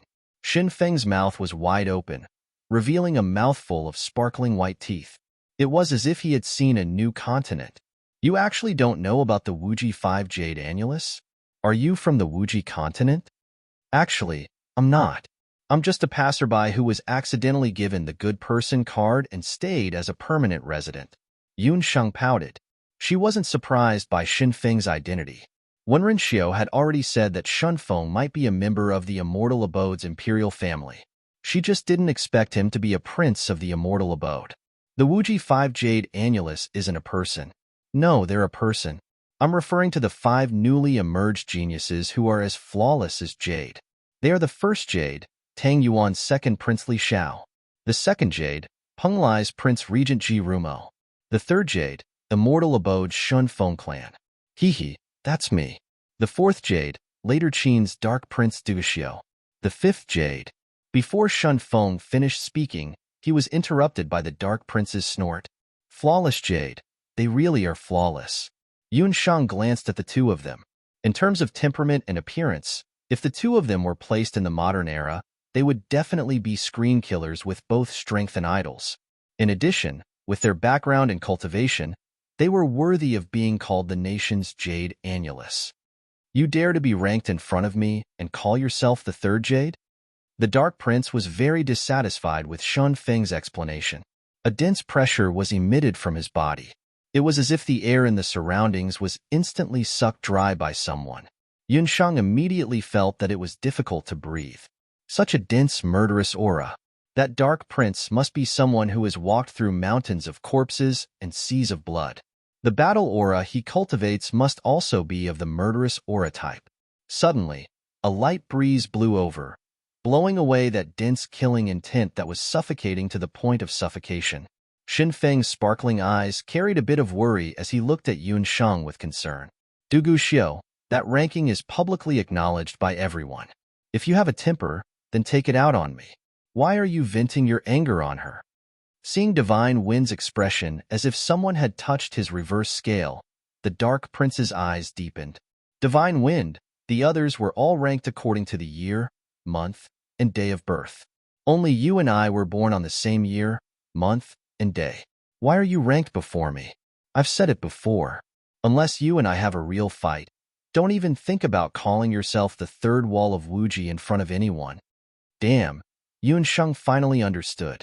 As it turned out, the reason why these two arrogant princes and the crown prince disliked each other was because there was a conflict over the order of the Wuji 5 Jade Annulus. The hidden crown prince had found someone to challenge. Who said that those who are strong should be ranked first? If you want to challenge someone so much, why don't you challenge Xiaowenqiu? Divine Wind was also furious. He was having a good conversation with the little lowly when this eccentric fellow suddenly came out of nowhere. What a killjoy. Xiaowenqiu is also one of the Wuji 5 Jade Annulus? Shouldn't the last person of the Wuji 5 Jade Annulus be the crown prince of Zhou State? Yunsheng only reacted after hearing Xiaowenqiu's name. According to what Divine Wind said, she thought that the last person of the Wuji 5 Jade Annulus should be someone from Zhou State. The crown prince of Zhou State? How can that kind of idiot be ranked with us? Divine Wind's face was filled with disdain. It was no wonder that Divine Wind would have such a reaction. Thinking back to when Yunsheng was in the Imperial Magic Academy, the crown prince of Zhou State, Yi Balian, was the #1 person in the Imperial Magic Academy. However, he was only a great magician. Compared to Divine Wind and the Dark Crown Prince, not to mention his cultivation, just his appearance and temperament were far superior to Yi Balian's. As for Xiaowenqiu of the Temple of Dharma, although his status wasn't as high as the other four, because of his talent in magic and the power of the Temple of Dharma, he replaced the Crown Prince of Zhou State and became the Wuji 5 Jade Annulus. The order of the 5 Jade Annulus was indeed based on the time they became famous and their age. Among them, Tang Yuan and Li Xiao were the oldest at 19 years old. Xiaowenqiu was the youngest at 15 years old. However, when it came to Dugu Xiu and Divine Wind, their ages were about the same. They were both 16 or 17 years old. For some reason, Divine Wind was ranked ahead of Dugu Xiu. As for who was the strongest of the Wuji 5 Jade Annulus, there were many opinions on the continent. However, Xiaowenqiu of the Temple of Dharma was publicly recognized as the top 3 of the Wuji 5 Jade Annulus. Divine Wind pondered for a moment and said sourly, "Little lowly, how can you only recognize Xiaowenqiu and not me?" Divine Wind was very upset. As the Divine Wind King of the Immortal Abode, he was a proud son of the heavens and usually didn't put Xiaowenqiu in his eyes. Divine Wind's temper was like that of a child's. He was clearly happy and angry. A moment ago, he was still laughing and joking with Yunsheng, but now he had a sour expression. Yunsheng and Xiaowenqiu seemed to be very familiar with each other, which made Divine Wind feel sour in his heart for some reason. Enough. Do you want to fight or not? The Dark Prince didn't have time to listen to Divine Wind's nonsense. It was because he was unconvinced by the rankings that the Dark Prince, Dugu Xiu, had been chasing Divine Wind all over the continent ever since the Wuji 5 Jade Annulus title appeared 5 years ago. However, Divine Wind came and went without a trace and rarely left the immortal abode. The few times they met, Divine Wind relied on his strange wind spirit movement technique to escape from Dugu Xiu. Until this time, when Black 3 was accidentally attacked by Divine Wind's stone because of the B rank examination, there was still a portion of magic aura left on it. That was why the Dark Prince tracked him down. Fight, of course I'll fight.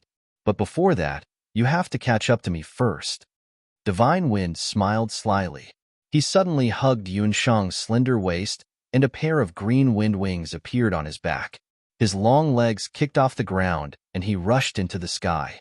In terms of fighting, the Divine Wind King might not be stronger than the Dark Prince. However, in terms of escaping, other than the few old existences in the few big countries, no one in the younger generation dared to claim to be the best in the world if the Divine Wind King claimed to be the second best.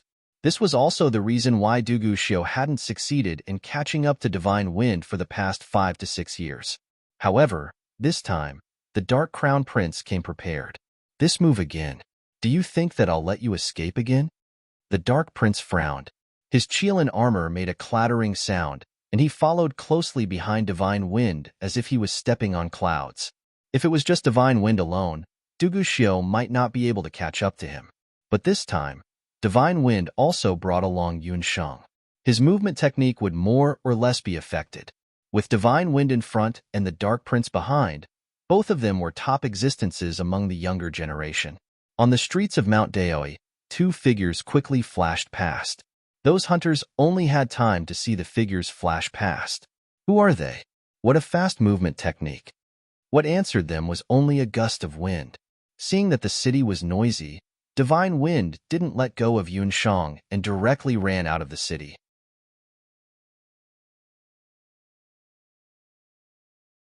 Chapter 170. Divine Wind carried Yunshang and passed through the city gate. It was Yunshang's first time seeing the beautiful green wings on the back of an elf descendant. Upon closer inspection, the wings weren't innate. The wings were condensed from magic elements and could freely control the speed of the surrounding wind. Flying like this made Yunshang feel as if she was riding on a glider. The journey was smooth, and there weren't any bumps at all. Riding the wind, her light golden hair spread out and fluttered in the wind. Her originally exquisite facial features became even more vivid and beautiful under the sunlight. The elf race was indeed as beautiful as immortals. Little lowly, the scenery above isn't bad, right? You're the first person to enjoy such treatment. Divine Wind lowered his head dotingly. Because of their elf bloodline, many members of the immortal resident's imperial family were born with exquisite appearances. However, Divine Wind only had a special feeling for this soft little lowly in his arms. Divine Wind even had a thought. It would be great if they could continue flying like this. It wouldn't be bad to kidnap this little lowly back to the immortal residence. However, good things didn't last long. As soon as the two left the city gate, they heard the sound of crossbows piercing through the air. Chain crossbows. Those were the crossbows used by the Qin army. Dozens of black iron pellets shot towards the Divine Wind King. Divine Wind clicked his tongue, and a trace of impatience appeared on his face. What a cunning Dark Crown Prince. He actually set up an ambush outside the city. This was something that Divine Wind didn't expect. He casually waved his sleeves, and a green vortex appeared on his gorgeous robe. The vortex was formed by wind elements, and all the iron pellets were sucked into the vortex. The whirlwind pushed in the opposite direction, and the iron pellets that were originally aimed at Divine Wind and the others were all sent back to the ambushing soldiers. Several figures fell out of the whirlwind, their chests full of holes from the iron pellets. Divine Wind King, where are you running to? While Divine Wind was retaliating, the Dark Crown Prince also took the opportunity to attack. Several of his elite subordinates were shot and killed, but the Dark Crown Prince didn't even frown. Although he didn't have wings of the wind like Shin Feng, his battle chi had already been cultivated to the point of perfection. Following the tuck-tuck-tuck sounds from the city wall, he soared into the air, leaping hundreds of feet high. His muscular arms carried a ferocious aura as he attacked the Divine Wind King's wings with a black tiger steals the heart. The Divine Wind King didn't turn his head. The wings on his back suddenly contracted, and Yunshang only felt that her body was falling in a straight line. It was like a racing car that suddenly came to an emergency brake. This fall just happened to avoid the Dark Crown Prince's iron fist. Halfway down, the wings of wind formed behind the Divine Wind King's back again. He looked down at Yunshang and grinned. Little lowly, I'll bring you down now. Divine Wind was very considerate. If an ordinary person did not have the protection of a wind spirit, it would be very difficult for them to adapt to flying at high altitudes for long periods of time. Unexpectedly, Yunshang said uneasily, "Wait a minute, fly higher. Little lowly, what's wrong? You can't bear to go down? This king's embrace isn't bad, right?" Divine Wind teased. However, he still flapped his wings of wind in a good temper, rising hundreds of feet higher. Yunshang poked her head out and bent down to look down. When she saw it, her expression changed abruptly. Shin Feng casually looked down as well. In the next moment, his smiling face froze. Outside Mount Daoi's Hunter Guard city was a verdant mountain forest. Birds chirped there, and the mountains were quiet. It was usually a beautiful scene, but today, this tranquil mountain scenery was broken.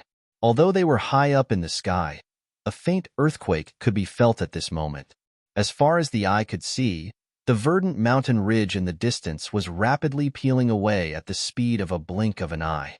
It was like low-quality paint that faded away after being washed by water. Other than the trees, the beasts in the mountains were also rioting. They were running towards Mount Daoi at a very fast speed.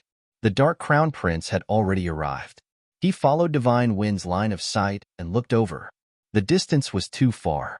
Even with Divine Wind and Dark Crown Prince's eyesight, they couldn't see what was going on in front of them. Could it be an earthquake or a landslide? Divine Wind muttered, "I'm afraid it's neither. It's a beast tide." The words of the little one in his arms were earth-shattering, frightening Divine Wind King and Dark Crown Prince. Beast tide? There was a beast tide near Mount Daoi, but there weren't any groups of magical beasts living nearby. There were only some ordinary wild beasts in the mountains. How could there be a beast tide? Perhaps it's not a very powerful magical beast. It might be very small, but because there are so many of them, it can form a beast tide that isn't small. Yuan Shang was a summoner. Among the three of them, her cultivation was the weakest. However, she could feel a powerful beast language wave that was constantly approaching. In the continent where magical beasts and humans coexisted, beast tides weren't rare. According to the scale of beast tides, they were divided into 100 beast tides, 1,000 beast tides, 10,000 beast tides, and the legendary beast tides of 100,000 or even 1,000,000. However, those beast tides of a larger scale all appeared before the magical beasts were expelled from the boundless continent. In the past few thousand years, the frequency of beast tides happening was already very low. However, Yuan Shang was sure that the beast tide that was about to affect Mount Daoi and even destroy the entire southern border of Zhou State wouldn't be small. It wasn't a very powerful magical beast, but it had the power to cause landslides and split the earth. Ridiculous. Unheard of. Unheard of. Divine Wind King, don't tell me you also believe her nonsense? The Dark Crown Prince's long and narrow eyes were filled with disdain. A weak girl who only knew how to hide behind Divine Wind King actually dared to talk nonsense in front of the Dark Crown Prince, who had been on the battlefield for a long time. Divine Wind smiled bitterly. I also don't want to believe it, but look ahead. It seems that little Loli is right. We're really fucking unlucky to have encountered a beast tide. A few hunters ran over as if they had gone mad. They didn't even dare to look back and used all their strength to run towards Mount Daoi Citadel. They shouted, "Beast! Beast tide! Beast ants! Help! Help!" It was actually beast ants. They weren't very powerful, but their numbers were very shocking. They were like a black tide that was covered by dark clouds. They were boundless, long, and wide. They quickly moved between dozens of mountain ridges. Wherever they went, trees were uprooted and rocks were turned into powder. Although the ants were small, they couldn't withstand their numbers. A small beast ant might only be a few centimeters in size. To form such a large beast tide, it would require at least 10,000 or even 100,000 beast ants. Under the lead of the Ant King, they went crazy and devoured the mountain ridges, wild beasts, and even humans. The beast ants were undoubtedly fatal. Go! Divine Wind swept Yuan Shang up and quickly flew towards the sky. The Dark Crown Prince also raised his douqi and jumped onto the highest tree in the vicinity. Huff, huff. The few hunters who were out on a mission and unfortunately encountered the beast ant tide were about to reach Daoi Mountain City. However, the beast ants behind them, who were in a killing frenzy, kept chasing after them and were about to swallow their elbows. Wah! The last hunter didn't escape fast enough and was swept into the beast tide. In the blink of an eye, he turned from a living person into a pile of bones.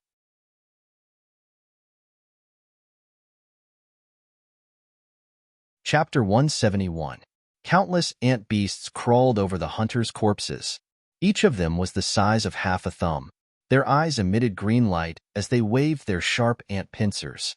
What was even more perverted was that a portion of the ant beasts were flying ants. They flapped their wings like grasshoppers and leaped into the trees and the sky. Even Divine Wind, who had already flown into the sky, was not spared. He had to dodge in the air. The flying ants seemed to have noticed that the scent on Divine Wind's body was very special. It was as if they had smelled honey, and all of them flew over. The rest of them turned their attention and flew towards the tree where the Dark Prince was hiding. The Dark Prince's subordinates, including Black 3, were not spared. They were all swallowed by the crazy ant tide and turned into white bones. Numerous wind scythes slashed across the sky. Before the flying ants could get close, they were cut in half. However, there were too many of them. A few flying ants took advantage of the gap and stopped on Divine Wind King's wind wings. I've seen perverted beasts, but I've never seen such perverted beasts. Where did these things come from? Divine Wind screamed. The magical elements that he had condensed into wind wings were being nibbled away by these inconspicuous things. To think that he could even devour mana. How shameless. Divine Wind was twisting and turning in the air like a kite with a broken string. We won't be able to hold on for long. Looking at the ant beasts, they're probably going to attack Mount Daoi Guard City. You're the fastest among us. Return to Mount Daoi first and inform the hunters and guards in the city. Yunsheng saw that the ant tide was getting more and more intense. She knew that she wouldn't be able to escape easily today. Huang Ting and the other two were still in the city, as well as Lin Yao and the rest. Yunsheng couldn't leave them behind. No, I can't leave you behind. How could Shinfeng not be worried about his companions from the Immortal Keeper Nation? However, if he left, the little lowly would be all alone. There was also the Dark Crown Prince, who knew if he would stab him in the back. Unknowingly, Divine Wind had regarded Yunsheng as more important than his companions. When he realized this, he couldn't help but be startled. Yunsheng pursed her lips. Did she really think that her title of Bloody Lowly was a joke? She might as well use her actions to prove herself. She pointed at the wings of wind on Divine Wind's back. Can you get me a pair of those? Kamikaze's facial muscles trembled. If these words were said by someone else, Divine Wind might have used a wind sickle to chop that person into pieces. However, these words came from Yunsheng's mouth, so he didn't say anything. Only the heavens knew how precious the wings of wind were. Other than sky mages, only the elves could possess magical wings. Yunsheng's tone sounded as if she was asking how much the 2 cabbages cost per caddy. Wings of the wind were condensed from magic elements, so Divine Wind naturally had a way to condense a pair for her. Divine Wind hesitated for a moment, then gathered a touch of pure wind element between his hands. He placed his palms flat on Yunsheng's back, and a cold and light magic element was injected into Yunsheng's body. Yunsheng only felt that the wind magic spirit in her body instantly became active.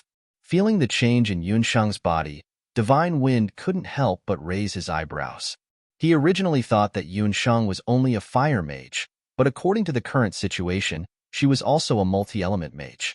Yunsheng only felt that her body was a lot lighter. Her back slowly stretched out, and a pair of beautiful wings of wind appeared on her back like a butterfly's wings. Yunsheng originally knew the primary wind magic levitation technique. With the wings of wind, she was like a tiger that had grown wings. She raised her magic scepter, and her mouth fluently chanted, "Fire element, invincible, fire continuous critical strike." She waved her magic scepter, and her beautiful body swayed with the wind. She was like a willow branch dancing gracefully in the spring breeze. On the enigmatic scepter, the red soul stone was mixed with a dense wind aura. This feeling was the aura of a wind fairy. He didn't expect this little lowly's first soul stone to be blessed by a fairy. It had been many years since a human who could receive such treatment appeared. No wonder Divine Wind felt a sense of intimacy when he first saw her. Divine Wind couldn't help but be stunned. But then, a scene that made Divine Wind King even more unable to close his mouth happened. On the magic scepter, balls of fierce fire shot out like cannonballs. Boom, boom, boom. 3 intense fire explosions instantly exploded on the ground. Blazing flames shot out from the fire explosions, and countless heat waves rolled out, sweeping towards the ant swarm. The flame's temperature was no less than 1,000 degrees, and the small beast ants were immediately burned to death. The ant beasts that were originally surging forward were in a mess. The flames burned the sky, and once the tongues of the flames touched the wings of the flying ants, they immediately turned into bright fireflies. Under the pressure of the flames, most of the ants that came into contact with the flames were directly burned to death. A portion of the lucky ones burrowed into the ground. The countless beast ants that were entrenched earlier were blown to ashes, and there was a large hole in the ground. The beast ants that were surging forward also smelled the scent of death. They were so frightened by the terrifying destructive power that they stopped moving forward. However, Yun Shang was very clear that the fire explosion's deterrence was only temporary. When the fire was slightly smaller, the beast ants would definitely make a comeback and continue to advance towards Mount Daoi. Insects and ants were the most afraid of fire. Yun Shang's fire explosion's power was not to be underestimated. It happened to be the natural enemy of these ant beasts. If her father, Yun Songhai, was here now, he would be able to return to his peak state back then. Even if he could not repel this beast tide, he would be able to cause devastating damage to the beast ants. It was a pity that her cultivation was limited. 3 consecutive fire explosions had already reached her limit. The fire magical elements in her body had already been squandered. She had no choice but to use the beast language ring's meditation water to quickly replenish it before she could launch the next round of fire explosion. Seeing the situation, Divine Wind also knew that Yun Shang could temporarily suppress the situation. He kept his wind wings and landed under the tree where the Dark Prince was. Duguxiu, I will temporarily hand her over to you. If anything happens to her, I will definitely make you pay the price in blood. When he said this, Divine Wind no longer had the playful smile of the past. His dark green eyes were unprecedentedly solemn. The Dark Prince was also fearful of Yun Shang's fire explosion just now. He thought to himself, so that girl's abilities are not weak. But the strange thing is that the magic scepter she used just now only has 1 soul stone. Logically speaking, she should only be a sorcerer. However, regardless of whether it is the fire explosion or her incantation speed, they are all more powerful than those great magicians. Who is she? Is she really just an ordinary hunter from Zhou State? The Dark Prince grunted and did not reply. Based on Divine Wind's understanding of him, the Dark Prince reluctantly agreed.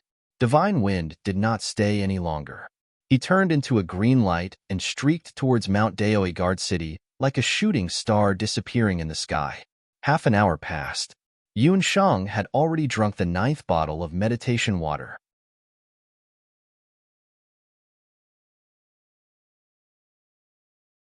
Chapter 172. Oh no, this is the last bottle of meditation water. After throwing away the last bottle of meditation water, Yun Shang couldn't remain calm. If the guards still don't come, I'm really going to be eaten alive by this group of persistent ant beasts. While Yun Shang was hesitating, a few cunning flying ants took the opportunity to land on her magic wings that were already on the verge of collapse and ruthlessly gnawed on the magic elements. Yun Shang was on her guard.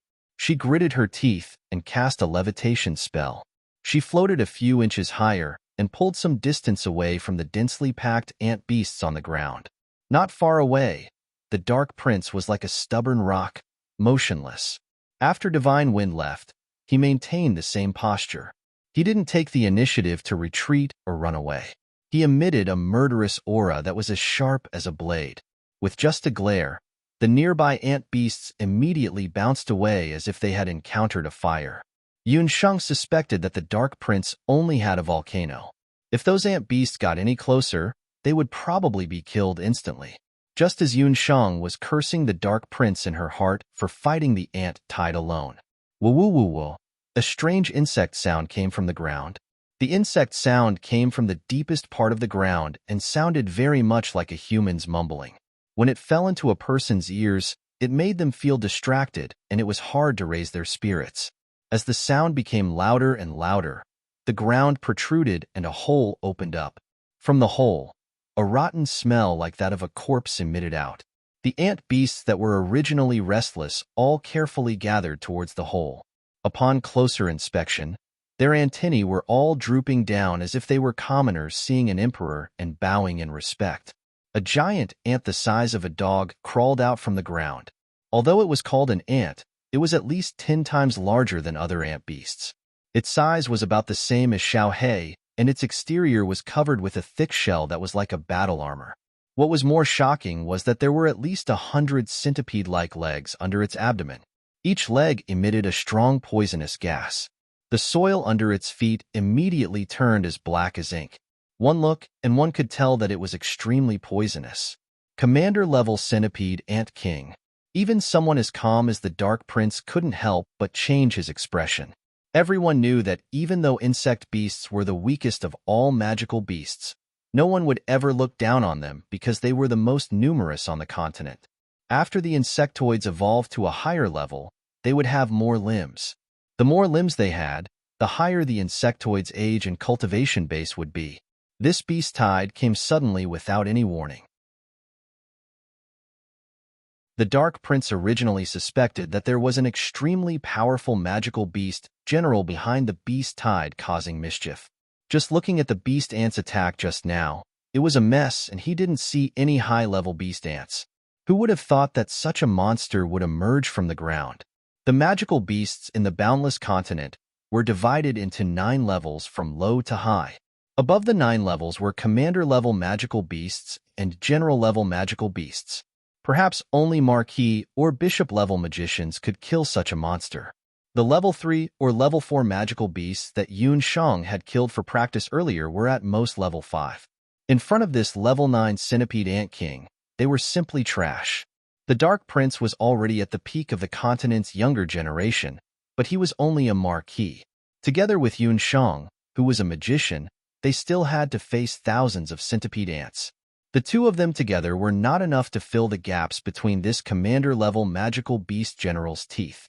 Seeing the appearance of the commander-level magical beast, the Dark Prince knew that things were not looking good for him today. The centipede ant broke out of the ground. It smelled the burnt smell of the ant soldiers' corpses around it and flew into a rage. It raised its head that was the size of a puppy and sprayed a ball of venom at Yun Shang in the sky. The venom was fishy and sticky, and its speed was as fast as an arrow. Yun Shang dodged, and the sticky liquid stained the wings of wind on her back. The wings of wind on Yun Shang's body were already incomplete. Once the magic elements dissipated, she fell and was about to fall into the centipede ant king's mouth. Her body abruptly stopped falling, and a tall figure appeared beside her. The Dark Prince furrowed his thick brows and grabbed Yun Shang's collar. Yun Shang and the Dark Prince communicated silently with their eyes and saw the disgust in each other's eyes. Almost at the same time, the two of them snorted and turned their heads away.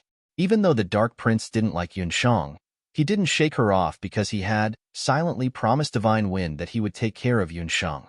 The Centipede Ant King became even more enraged when it didn't hit its target. It let out a strange cry as though it was blowing the horn of war. The ant beasts that heard the commotion instantly flared up. They launched a fierce attack at the people closest to them, Yun Shang and the Dark Prince. The flying ants swarmed over like a flood. Yun Shang's scalp was about to explode when he saw the beast ants rushing over. The Dark Prince didn't have any tender feelings for the fairer sex and picked up Yun Shang and ran in the opposite direction of Mt. Daoi with the fastest speed in his life. Wu Ho's leg strength was much faster than these ant beasts. But since it was extreme speed, it meant that it was exchanged with explosive qi. It was destined that it wouldn't last for long. The Dark Prince was already very impressive. While he was carrying Yun Shang, he had been running at the speed limit for nearly an hour, maintaining an astonishing running speed that modern people would not be able to comprehend. From the increasingly intense heaving of his chest, it could be seen that he was already quite tired. Damn it! What is the Divine Wind King dragging on for? The Dark Prince's legs were about to lose feeling. He could feel that his body had reached its limit. Behind him, the ant beasts had already been pulled apart. But a cloud of insects appeared in the sky. It turned out that the Centipede Ant King was following closely behind with a group of subordinates. Just as the Dark Prince was like an arrow at the end of its flight, he saw a deep blue lake on the mountain range not far away. Lake! The Dark Crown Prince, who was so tired that he didn't even want to take another step, lifted Yun Shang in his hand and threw her into the lake without any hesitation as though she was a rock. With a splash, Yun Shang sank into the water. The moment before she entered the water, she saw a ball of qi on the Dark Prince's body like a wild python coming out of its hole. Not long after the two of them fell into the water, the beast tide had already approached the lake. In front of the bottomless lake, The ant beasts didn't dare to move forward without permission. The Dark Prince stood beside the lake, and the chi emitted from his body turned into a chi shield. He raised the chi shield and took a step forward, charging into the ant swarm. In Mt. Daoi Citadel, the hunter branch was urgently mobilizing the entire city's forces. All hunters in Mt. Daoi, listen to my orders. A sudden beast tide has been discovered 100 kilometers away from the citadel. According to the hunters who returned to the citadel, this is a beast ant tide with tens of thousands of ant beasts. All hunters, including the citizens, are not allowed to leave the citadel. Once the news of the beast tide of 10,000 ant beasts was announced, the entire citadel panicked. At this moment, the Divine Wind King, who brought back the news, was risking his life to charge out of the city.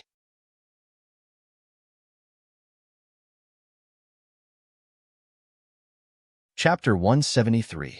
Get out of the way, don't make me say it a second time. Divine Wind's handsome face was filled with anxiety. King, you can't leave the city. This subordinate just received news that the beast tide this time is likely to be caused by a commander-level magical beast general. Several guards of the immortal residence country stood by Divine Wind's side, unwilling to back down. When Divine Wind returned to the city and informed the Hunter branch about the situation of the beast tide, the Hunter branch immediately released several psychic cranes. Psychic cranes were a type of paper crane that had sound transmission magic and image magic drawn on it. They could detect the situation of the enemy from afar. According to the investigation of the magic paper crane, the beast tide was moving in the opposite direction of Daoi Mountain Guard City for some reason. Among the beast tide, they also discovered a commander-level poisonous beast general. It had been a long time since a commander-level magical beast had appeared on the continent. Although the elf race had magic, their physique was more afraid of poisonous beasts compared to humans. If it wasn't for them holding her back, Divine Wind would have already successfully escaped.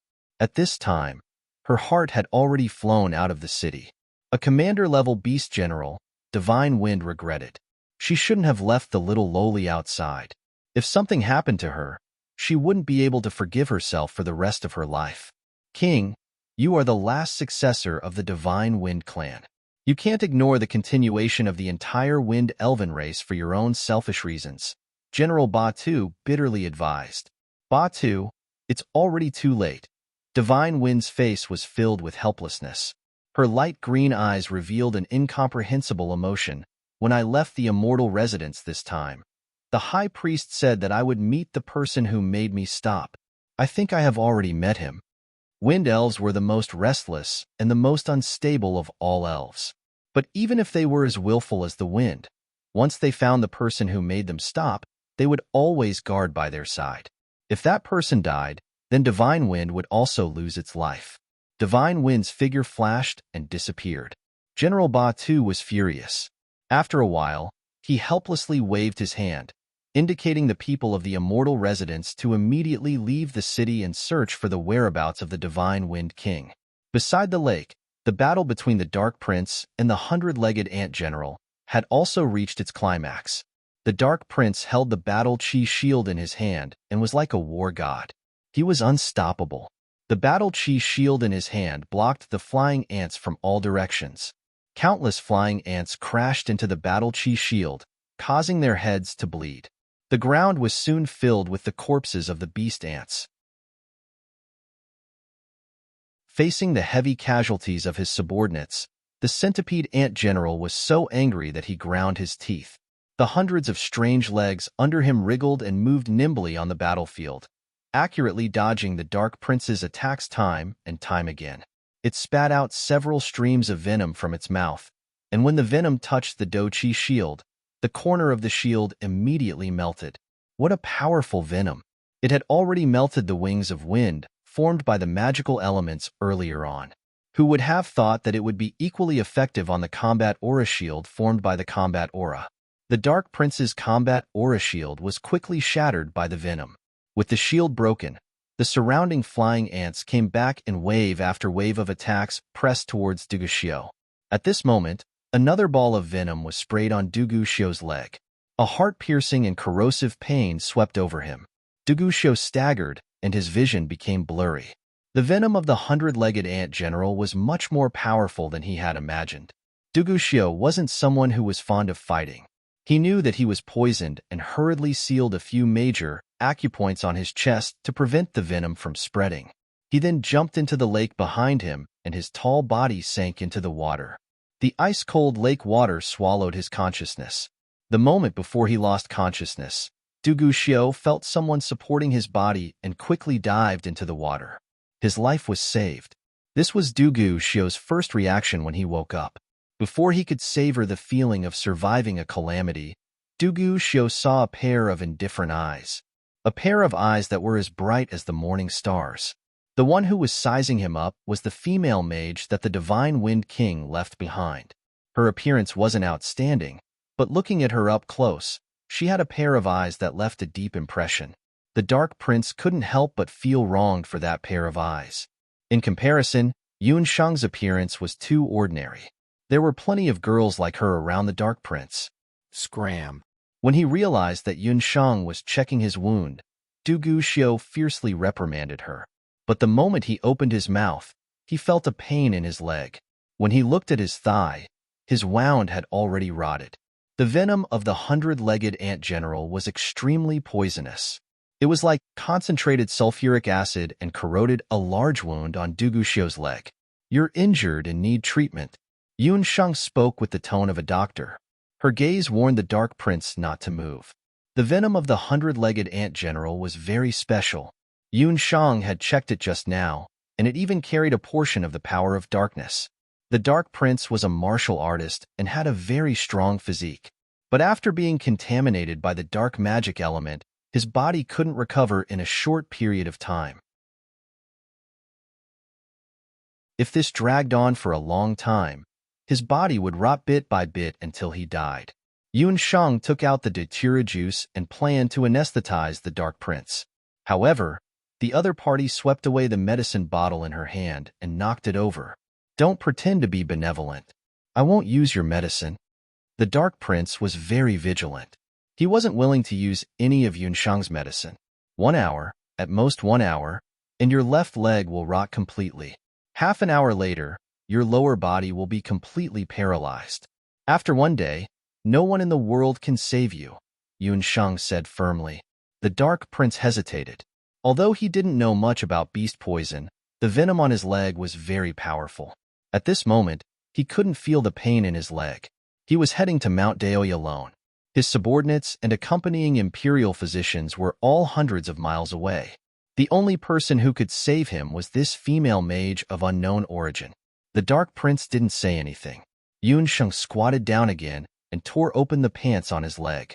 This time, the Dark Prince didn't dodge. The Dark Prince's face twitched violently. Yunshang lowered her head. There was a strange knife in her hand. When the Dark Prince saw that knife, he immediately recognized it. It was the knife he saw in the magic scroll that cut off Black Four's wrist. "It's her." The Dark Prince recognized Yunshang. She was the child hunter known as Bloody Lowly. It was no wonder Divine Wind called her Little Lowly just now. The Dark Prince raised his hand. Yunshang was fully focused on cutting off the rotten flesh on the Dark Prince's wound. She didn't notice the changes in the Dark Prince's expression and mentality. With a jerk of his hand, Yunshang's knife slid across the rotten flesh like a butterfly shuttle. The pain rushed to his head. Even a tough guy like the Dark Prince couldn't help but suck in a cold breath. "Bear with it. It won't hurt anymore soon." Yunshang subconsciously used the tone of a doctor to a patient. Her voice was very gentle, completely different from her tough tone from before. Somewhere in the Dark Prince's heart was touched, and his heartstrings were gently plucked.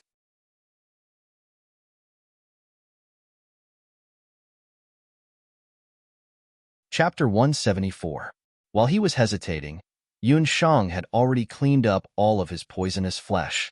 After sprinkling some hemostatic agent to stop the bleeding, Yunshang started the last step of the treatment, which was to use the Four Seasons glass needle to sew up the wound.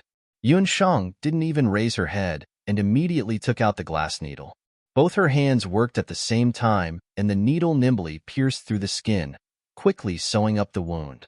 This Dark Crown Prince was a tough guy. He didn't even let out a groan despite the pain. When the last needle was sewn, Yun Shang was already drenched in sweat.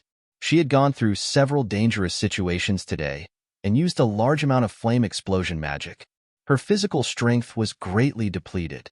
Right now, she only wanted to quickly end this treatment and meditate on the spot to adjust her breathing.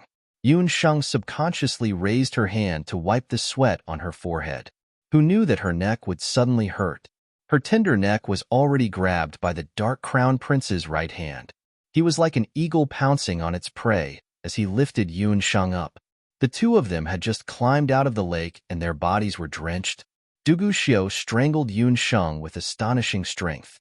His wet hair hung down to his chest, and he looked wild and dangerous. Dugu Xiao's left hand touched Yun Shang's ear. Yun Shang's disguise magic had already lost its effect after several hours.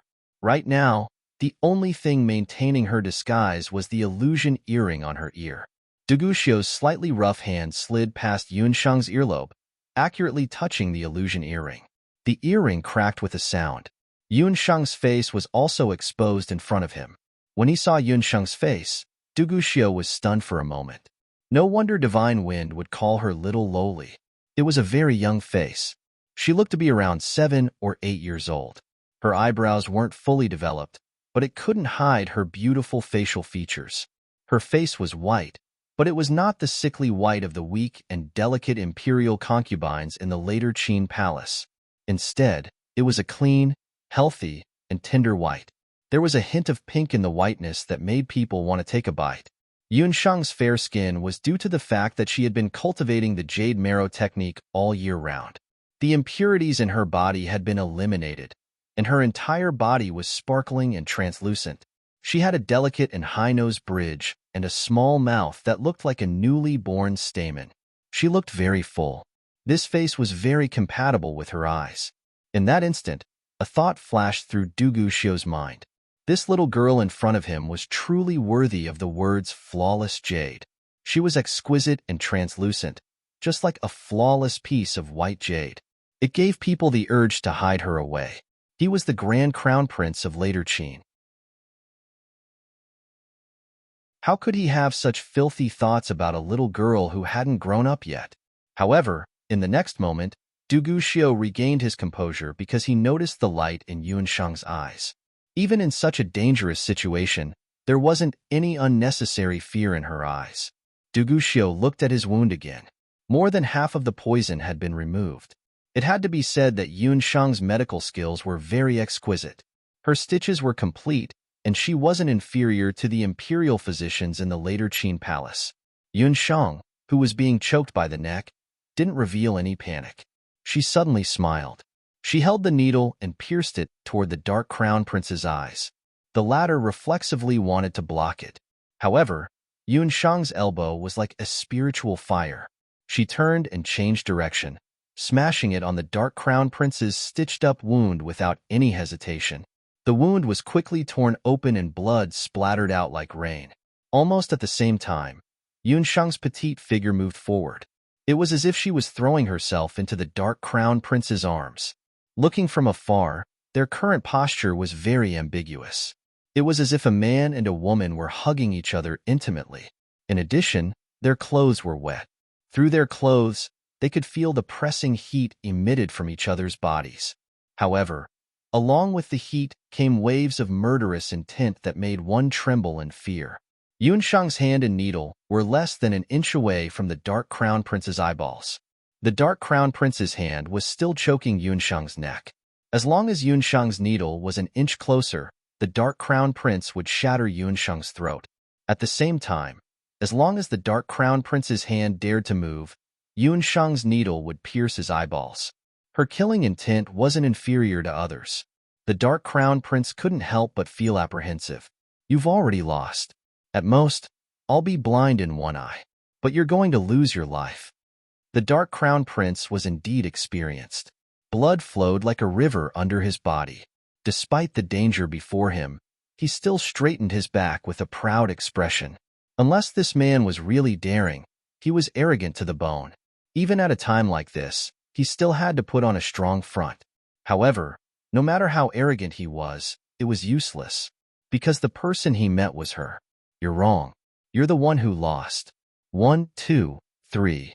Before Yunshang could finish counting, the Dark Crown Prince's body swayed. He felt his vision turning blurry. The hand that was choking Yunshang's neck loosened, and he fell back in a daze. After the sound of a heavy object falling to the ground, Yunshang put away the bone needle. What a strong bull. I wasted 10 times the amount of anesthetic before I could knock him out. Yunshang felt her heart ache. The Dark Crown Prince refused to use anesthetic no matter what. However, Yunshang took the chance when he wasn't paying attention and smeared a large amount of mandala juice on the Four Seasons glazed needle used for suturing. This amount was 10 times more than the last time when she anesthetized Yibiming. Once the Dark Crown Prince fainted, Yunshang could do whatever she wanted to him. After a round of looting, Yunshang found an anonymous limitless red gold coin card on him. Later Qin's national power wasn't bad. As the crown prince of a country, the Dark Crown Prince naturally had a lot of money on him. He even had a storage ring on him. Since the puffed egg could break the magic barrier, she didn't hesitate to take the storage ring. After a round of looting, Yunshang rolled her eyes. She didn't have a good impression of the Dark Crown Prince. Under the Dark Crown Prince's orders, the Dark Guard hunting team killed so many hunters on Mount Daoi. She should have slit his throat. But when she thought of how he saved her from the centipede ant king, she couldn't help but feel guilty. The death penalty could be avoided, but it was difficult to be punished. Looking at the man's well-built body, Yunshang smiled evilly. When Du Guxiu woke up, he was so angry that his nose was crooked. He realized that all his clothes had been stripped off, leaving only his underwear. His limbs were twisted together by water magic and thrown on a road leading to Mount Daoi. Not far in front of him, there was a line of words that he would never forget. Du Guxiu, I've stitched up your leg again. I'll use your pure gold coin card to cover the cost of the 2 stitches. The water binding magic will lose its effect in about 2 hours. At the end of the message, he didn't forget to add the words, Zhou states Yin Yun. Yin Yun, this crown prince won't let you off.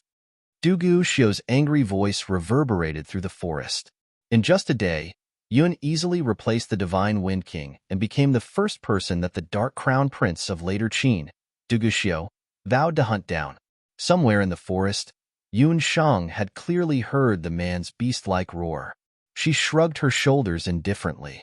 A dog that barks doesn't bite. In any case, we won't have any contact with each other. See you never, Du Guxiu. Yunshang continued to walk forward and a slope appeared in front of her. When she saw the slope, Yunshang's eyes narrowed slightly. A bright light flashed through her ink-black eyes.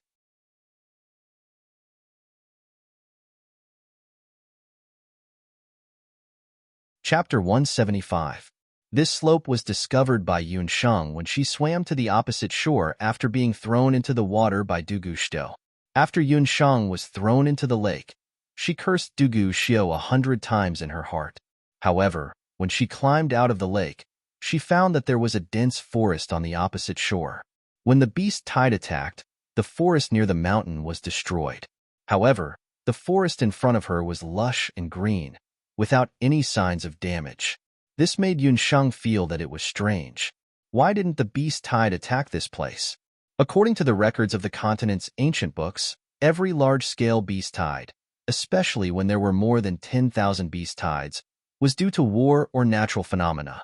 However, the beast tide that Mount Daoi was facing this time was completely different from the previous ones. Divine Wind had already returned to the Acropolis to call for reinforcements. However, relying on the small Mount Daoi to repel the centipede ant general and thousands of beast ants was not easy. Yunshang's experience as a doctor in her previous life told her that she had to find the cause of the beast tide to treat illnesses. She also had to find the cause of this beast tide. Just as Yunshang was about to enter this unusual forest to explore, Du Guxiu, who had been stung by the centipede ant general's venom, was washed over by the flowing water. Yunshang had no choice but to save him first. As a result, the scene of the two fighting to the death occurred. While treating Du Guxiu, Yunshang discovered that there were dark magic elements on the stinging wounds of the centipede ant general. This magic element was the same as the dark magic element on the disguise magic scroll that she had obtained earlier. This reminded Yunsheng that the disguise magic scroll and the centipede ant general most likely came from the same place. Yunsheng boldly speculated that when the gravediggers led by the man discovered the tomb, they might have unintentionally unlocked some kind of restriction in the magician's tomb. The centipede ant general, which had never appeared near Mount Daoi, reappeared in the world and caused this terrifying disaster. Right now, Yunsheng wanted to find that tomb. After walking through a thorny forest, Yunsheng found several waist-thick tree stumps near the mountainside. There were still traces of human cutting on the tree stump. From the looks of it, it should have been cut down in the last 10 days, around the same time as when Yunsheng bought the disguise scroll. After taking a few more steps forward, Yunsheng found that there were 5 or 6 holes in the ground. The hole was about 1 meter long and half a meter wide. It was very deep, and there were traces of dirt being shoveled at the entrance. All the holes were the same. Yunsheng suspected that these were the deep holes dug by the gravediggers. Summoning Bobo, Yunsheng ordered it to fly to the bottom of the deep hole to see what was going on. "Dear Master, Poppy doesn't want to go into the dark cave alone. Poppy wants to go with you." Puffed Egg proudly flew around Yunsheng like a wasp. Yunsheng was not in a good mood. "I've never seen such a timid beast like you. You have wings, but I don't. The depth of the hole is unpredictable. Without wings, you will fall to your death if you don't stop." "Who said that? Poppy having wings means that Master has wings. We can combine. That's a new ability that Poppy recently learned in the Ling Long Beast Tower." Puffed Egg was so excited that its egg emitted a red light. With a whoosh, it drilled into Yunsheng's body and disappeared. The red light enveloped Yunsheng. Yunsheng only felt an itch on her shoulder blade. She touched it with her hand and found that there were 2 more granules on her back. The granules grew bigger and bigger, and finally a pair of wings grew out. The pair of wings were real wings. They were fluffy and white like a swan's. They were even more authentic than the pair of wings that Divine Wind had. Puffed Egg's voice echoed in her mind. "Dear Master, relax a little. Poppy will be in charge of flying. You will be in charge of checking the cave." After saying that, the wings on Yunsheng's back shook. Her body fluttered like a big bird and fell into one of the deep holes.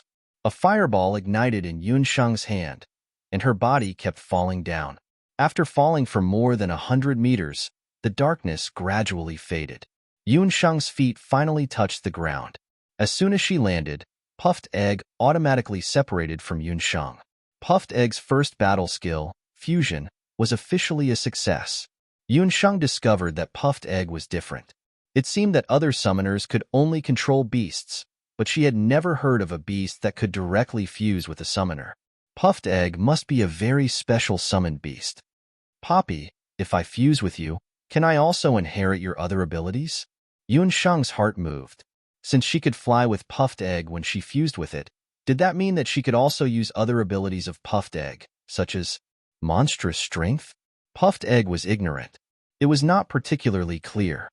Yunsheng planned to find an opportunity in the future to test it out. The fireball illuminated the surrounding environment. As Yunsheng expected, these deep holes were indeed left behind by gravediggers. However, Yunsheng looked around and found that this was not a tomb like she had thought. This place was more like a place where people lived in seclusion in the early years. There were pots and pans, as well as some simple tables and chairs. Unfortunately, these utensils had been weathered for a long time. Some of the more valuable things, such as the disguise magic scroll, had also been plundered by the gravediggers. Looking at the situation, there must have been a famous magician who lived in seclusion here. But for unknown reasons, the magician eventually died here. There were also footprints of a few people and obvious traces of crawling insects nearby. The tide of centipede ants had indeed crawled out from here. Yunsheng followed the footprints and kept going inside. At the end of the hole, there was a skeleton sitting. The belongings and clothes on the skeleton had all been stolen by the gravediggers. There was no suspected nest of centipede ants around. This magician, is he the one who invented the disguise magic? Yunsheng could not help but feel a touch of respect in her heart. He didn't know why he had died in the tomb for no reason, and it was still unknown for the time being. But since the disguise magic was also a big gift, According to the saying on the continent, the inheritor and the inventor of the unique magic were naturally master and disciple. As a junior, it was better for her to bury the remains of this nameless magician. After Yuansheng kowtowed a few times to the nameless magician, she removed the dust on the skeleton and used the earth thorns to dig a hole to bury the skeleton. A few earth thorns came down, the hard soil in the hole loosened, and a big hole was quickly dug. Just as Yuansheng was about to move the magician's skeleton to bury it, she found that under the skeleton, there was a sharp horn. The sharp horn was not a stone, but more like a box. Yuansheng's heart moved. After placing the skeleton in the hole, she dug down along the sharp horn. The sharp horn slowly revealed its full appearance. A shabby black jade box was revealed.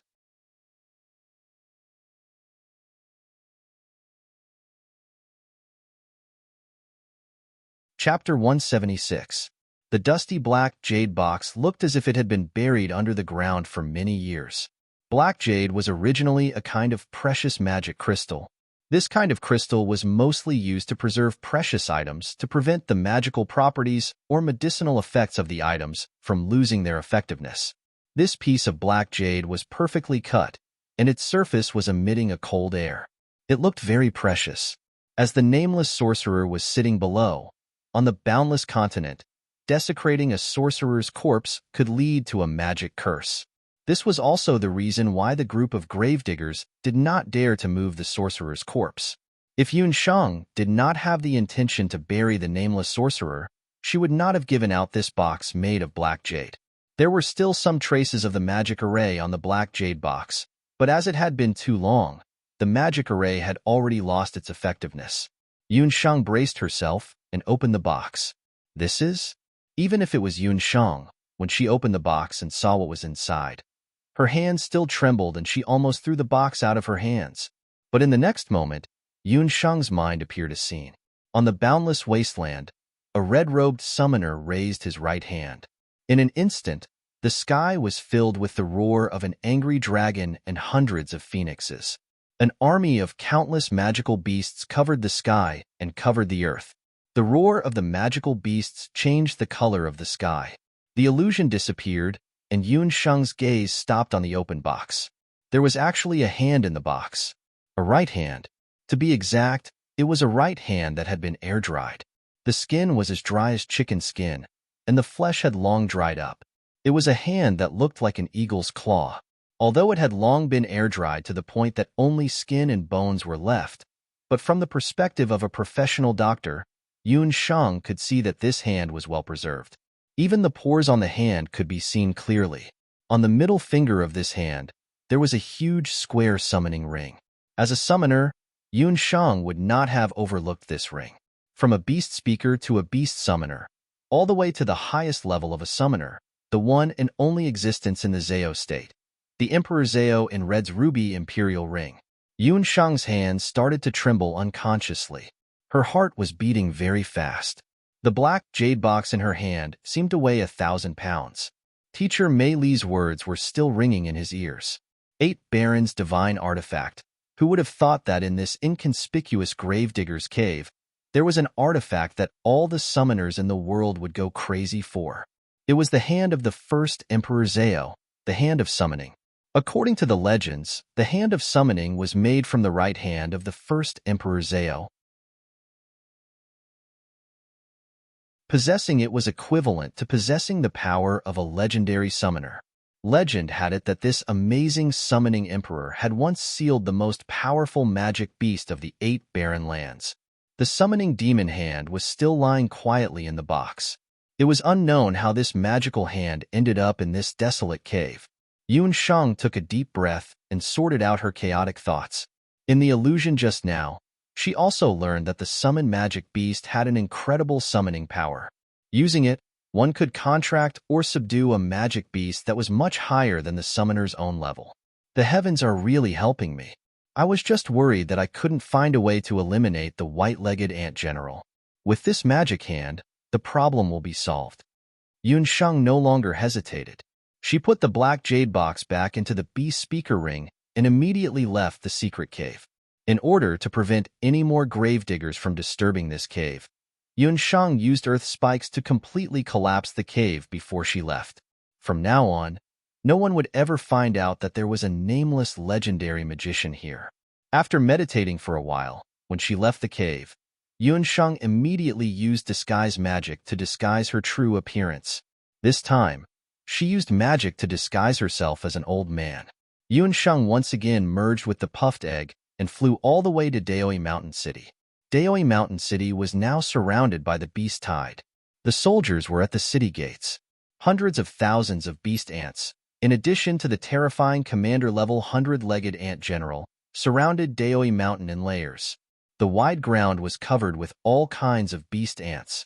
The flying ants fought to fly up the city walls and launched wave after wave of attacks at the citadel. The Hunter Association deployed a large number of people. The magicians used fire and water magic, and the warriors killed the beast ants together. But in the face of the endless swarm of ants, there was only so much they could do. From day to night, the hunters were busy running around. Some of the timid citizens did not listen to the Hunter Association's arrangements and forced their way out. But before they could leave the city gates for 15 minutes, they were devoured by the hungry beast ants. At dawn, there were many skeletons outside the city gates. There were both human and beast skeletons. Huang Ting and the other two also joined in the defense of the citadel. Looking at the piles of skeletons outside the city gates, the three of them felt like they had a nightmare. But no one knew when they would wake up from this nightmare. Boss Little Shang is still missing. When Ren Xiu waved the soft sword in her hand. With one slash, she decapitated the ferocious beast ant. I heard from the elf magician at the immortal residence that Little Shang is outside the city. She won't be in danger for now. Feng Kuo hoped that Yunsheng had gone far away. This time, even he did not know if he could leave Daoi Mountain City alive. The B-grade hunting team had not even warmed up their reputation yet, and they were about to die under the beast tide. Furthermore, they were being surrounded by a group of ants. Feng Kuo roared angrily. He swept out a few leg shadows and smashed a city stone full of beast ants into pieces. Boss, look at the city gates. What the hell is that? When Ren Xiu and Feng Kuo both looked in the direction of the city gates when they heard Mu Nanyan, who had always been bold, change her tone. When they saw it, their faces changed. The city gates of Daoi Mountain City had been closed when the beast tide was discovered. The city gates were made of thousands of pounds of molten iron and hard diamond sand. They were extremely hard and did not fear any weapons. There were also several defensive magic arrays on the city gates. It should be said that they were impregnable. But just now, there was a strange movement underground. A ferocious ant king with 100 feet broke out of the ground. It spat out venom. The venom touched the city gates and greatly weakened the magic arrays on the city gates. Once the magic arrays were weakened, the centipede ant king led a group of beast ants and flying ants to gnaw on the city gates. The sturdy city gates were gradually loosening. A hole appeared on the city gates, and the hole was getting bigger and bigger. Quick, guard the city gates. If the beast tide enters the city, no one will be able to escape today. The elder of the hunting team commanded the hunters to guard the city gates, waiting for the final attack. The city was in chaos. The frightened merchants and people fled in all directions. The situation in the city was even more chaotic. Boom! With a loud sound, the city gates that weighed thousands of pounds finally could not withstand the continuous attacks of the beast tide. With a muffled sound, the city gates collapsed. The tide-like beast tide crazily poured into the city. Go! Capture the leader first. Kill the centipede ant general. The hunters swarmed forward. When they saw the outside of the city gates, there was no sign of the centipede ant general.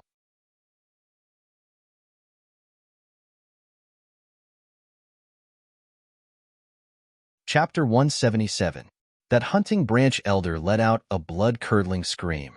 Beneath him, a large hole had appeared out of nowhere.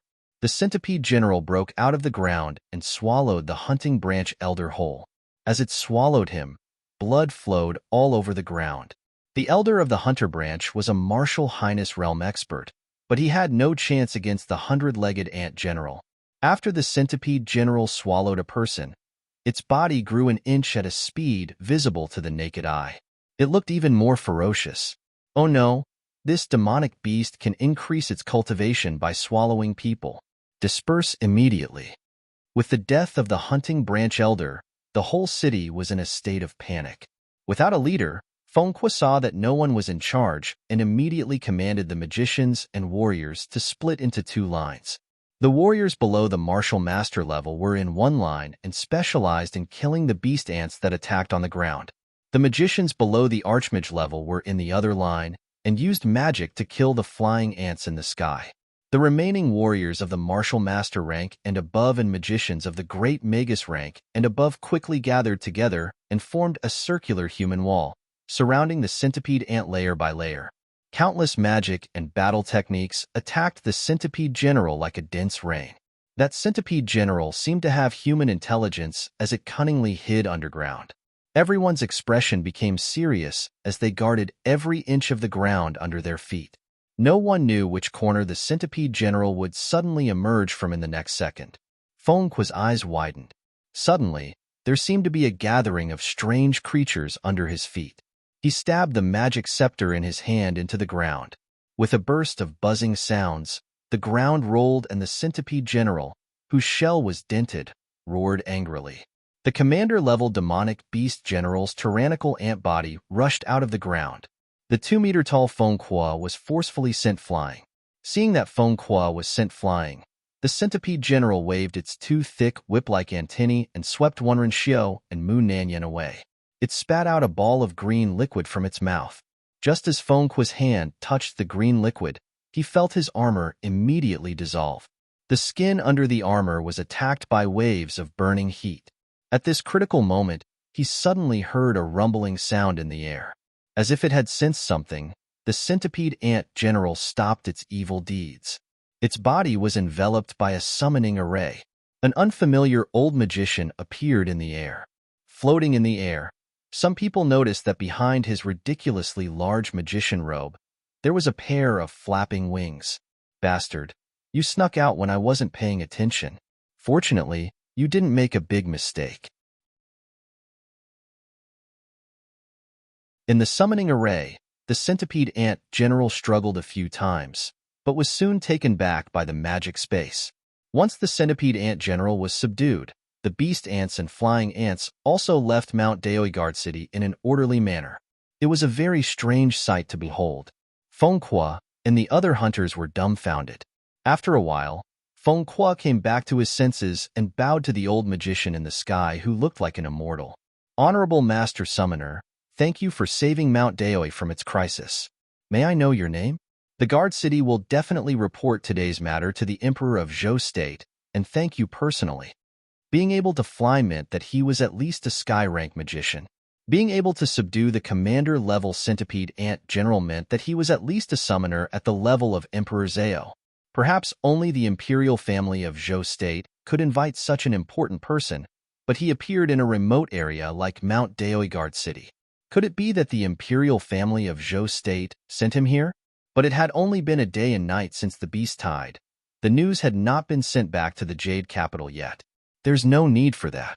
I was only entrusted by someone else. If you really want to thank someone, thank my disciple, Flaming Cloud.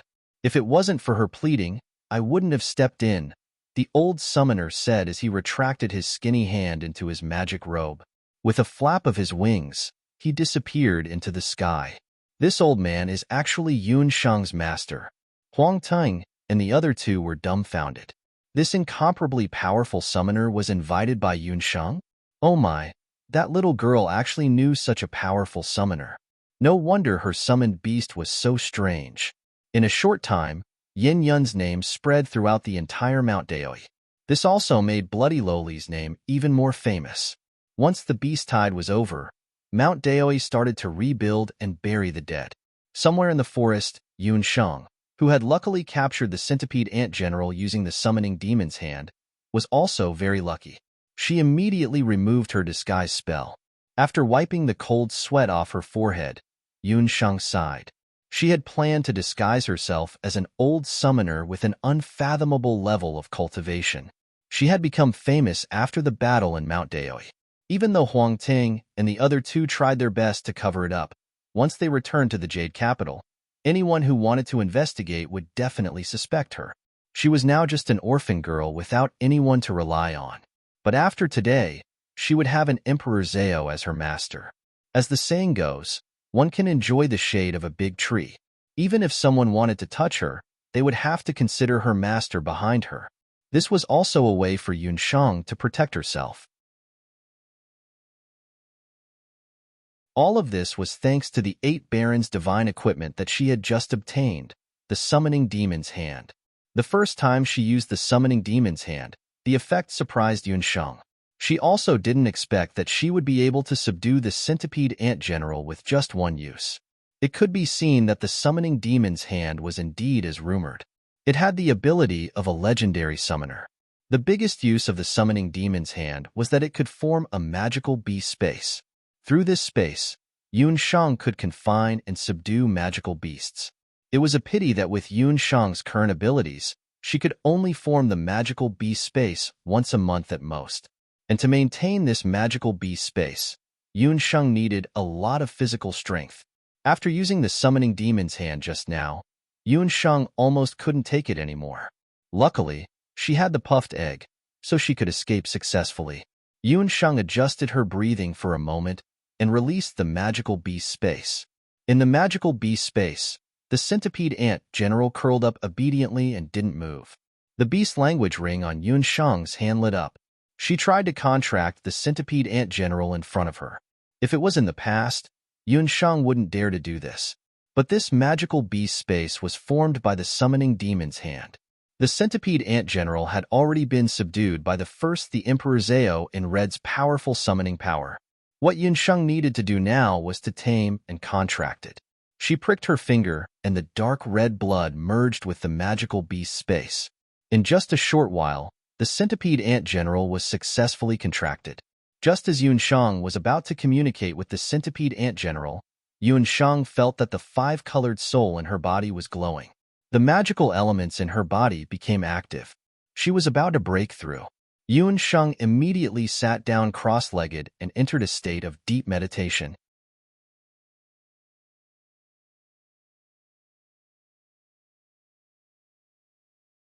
Chapter 178. This time, Yunshang's breakthrough lasted for an entire night.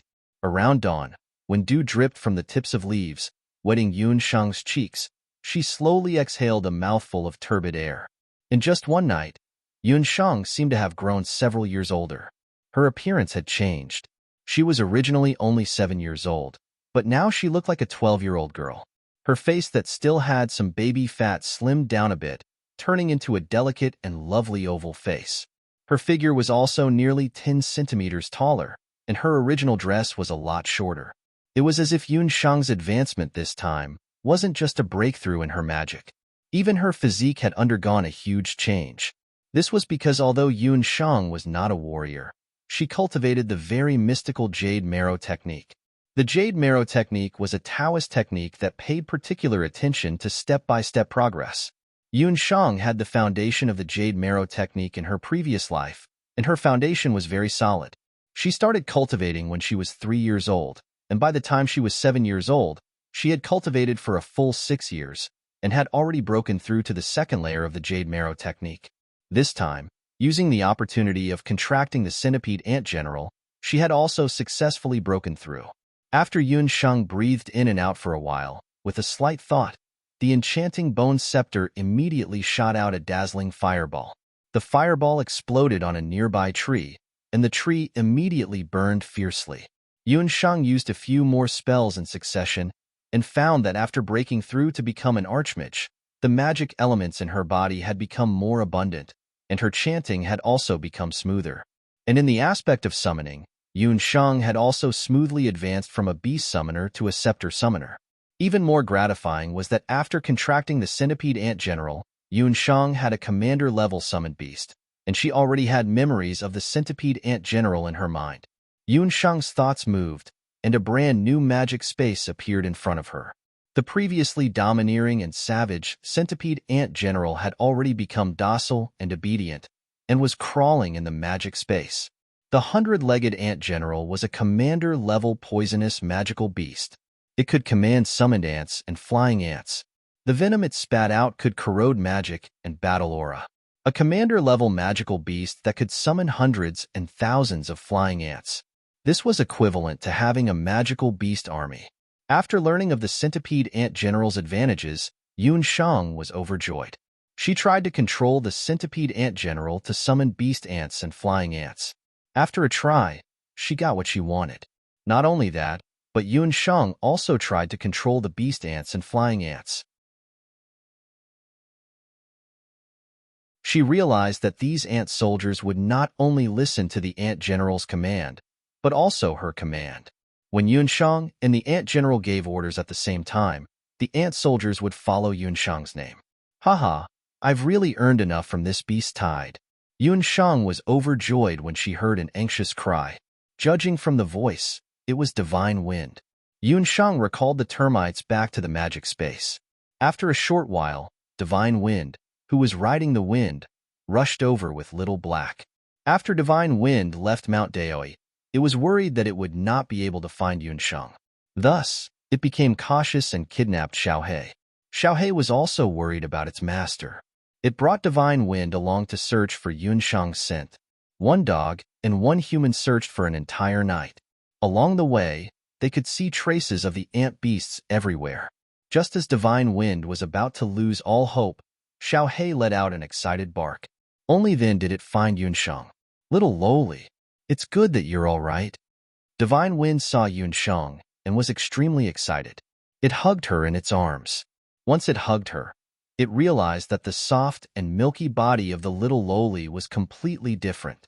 He was so excited and happy just now that he did not take a good look at Yun Shang. Now that he lowered his head to take a closer look, he realized that the little lowly in his arms had completely changed after not seeing her for a day. Her face had changed from cute to delicate. Even her figure was slim like a young girl. Looking at the magic robe on her, because it had shrunk quite a bit, it did not cover her body. What made Divine Wind even more surprised was that he felt that the magic waves on Yun Shang's body had become much stronger. If he hadn't guessed wrongly, Yun Shang was already an archmage. Ayo, Xiaohe cried out in dissatisfaction. Feeling Yun Shang's resistance, Divine Wind awkwardly let go of his hands. A rare tinge of red actually appeared on his face. He took out a set of magic robes from his storage ring and gave it to Yun Shang. The immortal Ju nation was a nation of elves. The elves were good at weaving, brewing, and forging. This set of magic robes was also very exquisite. After Yun Shang changed into it, she looked completely different. Her face was like a peach blossom, and she was as light as the wind. Divine Wind could not even bear to blink. Little lowly. Divine Wind still called her Little lowly. He rubbed his chin and said, "You really do look like someone from the immortal Ju nation. Why don't you just follow me back to the immortal Ju nation?" "I'm from Zhou State. Why would I go back to the immortal Ju nation?" Yun Shang shrugged. She had been missing for a day and night. Huang Tang, Yao Er, and Huang Tang in Daoi Mountain Guard City must be worried sick. It was better for her to hurry back to the city. "I suspect that your magic scepter is a sacred item left behind by the elves. If you're willing to follow me back to the immortal Ju nation, I can give you a 200-year-old magic beast soul stone." Divine Wind pointed at Yun Shang's magic scepter. "You mean this bewitching bone scepter?" "No, I bought this scepter from Madame Sualuo's shop. It's not a sacred item of the elves. I don't want to follow you back to the immortal Ju nation." Yun Shang stuck out her tongue. She was very tempted when she heard that she could get a 200-year-old magic beast soul stone.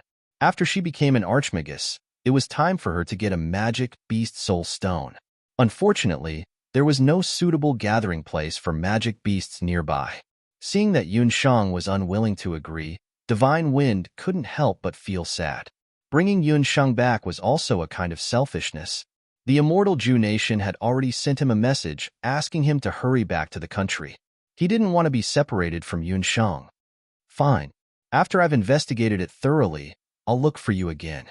Here's a magic beast soul stone. I'll give it to you as a gift." Divine Wind quickly put on a bright smile. His personality was really like the wind, blowing wind one moment and then raining the next. Divine Wind took out an exquisite crystal box. Inside it was a purple-green soul stone. After the soul stone left the body of a magic beast, if it wasn't immediately absorbed, it had to be sealed in a special crystal box. This way, the magic elements in the soul stone could be preserved to the greatest extent. Purple and green, in the magic elements, symbolize the lightning and wind attributes. This was a 200-year-old wind and thunder bewitching soul stone. This soul stone was a gift from my mother, but after I received the inheritance of the wind spirit, I didn't need it anymore. Your magic scepter also has the blessing of the wind spirit, so this soul stone is perfect for you. After you have it, you won't need to chant any spells in the future. You can directly cast spells. Come, I'll help you fuse it. Divine Wind had Yunsheng sit down. He helped her fuse the magic soul stone.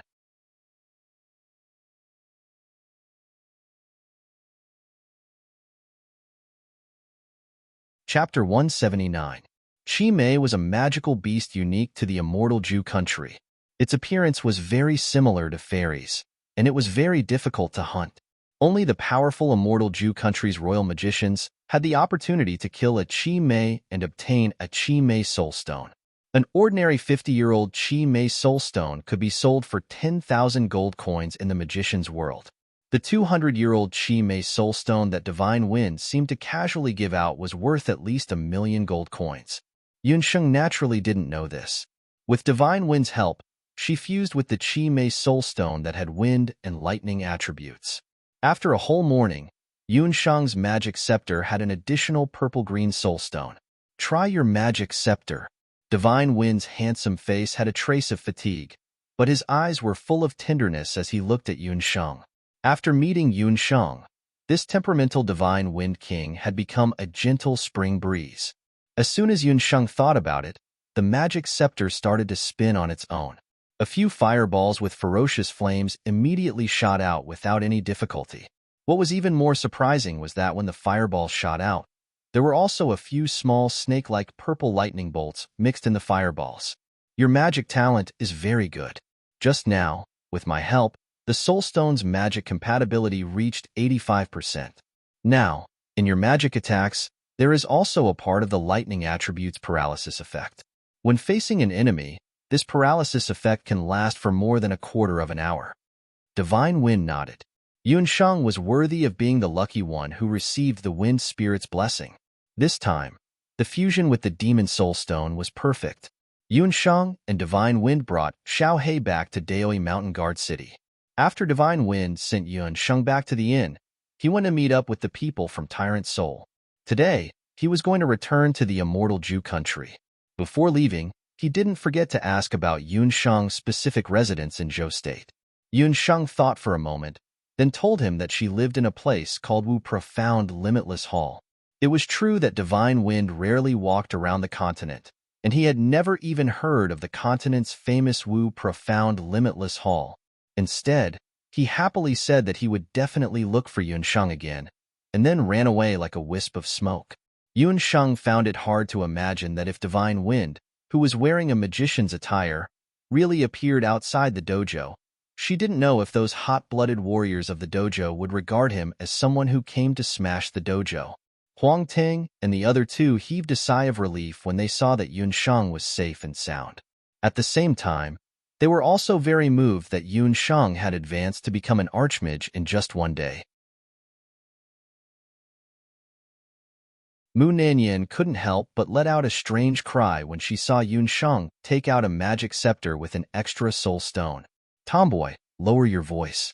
Do you think that this young master's heart and liver haven't been stimulated enough these few days? Wenren Xiu was dissatisfied. There was the beast tide, and now there was a breakthrough. Wenren Xiu's fragile nerves were indeed unable to withstand the torment. At this moment, he only wanted to immediately return to the Jade Capital, hug a few jars of good wine, drink until the sky turned dark, and find a few soft and fragrant beauties to relax. That's a demonic spirit stone. Shenglas, your second magic beast soul stone is a 200-year-old demonic spirit stone. This plaything, just one of it, is worth at least 1,000,000 gold coins. The 3 members of Huang Ting's team all had good family backgrounds, but 1,000,000 gold coins were casually embedded on a little child's magic scepter. The effect was undoubtedly shocking. 1,000,000 gold coins. Only then did Yunsheng know how precious the soul stone that divine wind gave her was. Yunsheng also wasn't willing to take such a big benefit for no reason. She thought to herself that next time, she would just refine a few bottles of Moon God's Praise for divine wind. Moon God's Praise had a purifying effect, and to the elf race, the effect was even better. The matter of the beast tide finally came to an end. Before Yunsheng left, she met up with Lin Yaoer again. Father Lin's rheumatic legs had already completely recovered. As for Medicine Emperor Pavilion, because the effect of the improved medicinal plaster from Xiantong was very good, it was quickly sought after by the noble ladies in the city. Yunsheng also promised Lin Yaoer that every 10 days, she would send a batch of medicine that she refined to Xiantong, and Xiantong would be responsible for selling these medicine.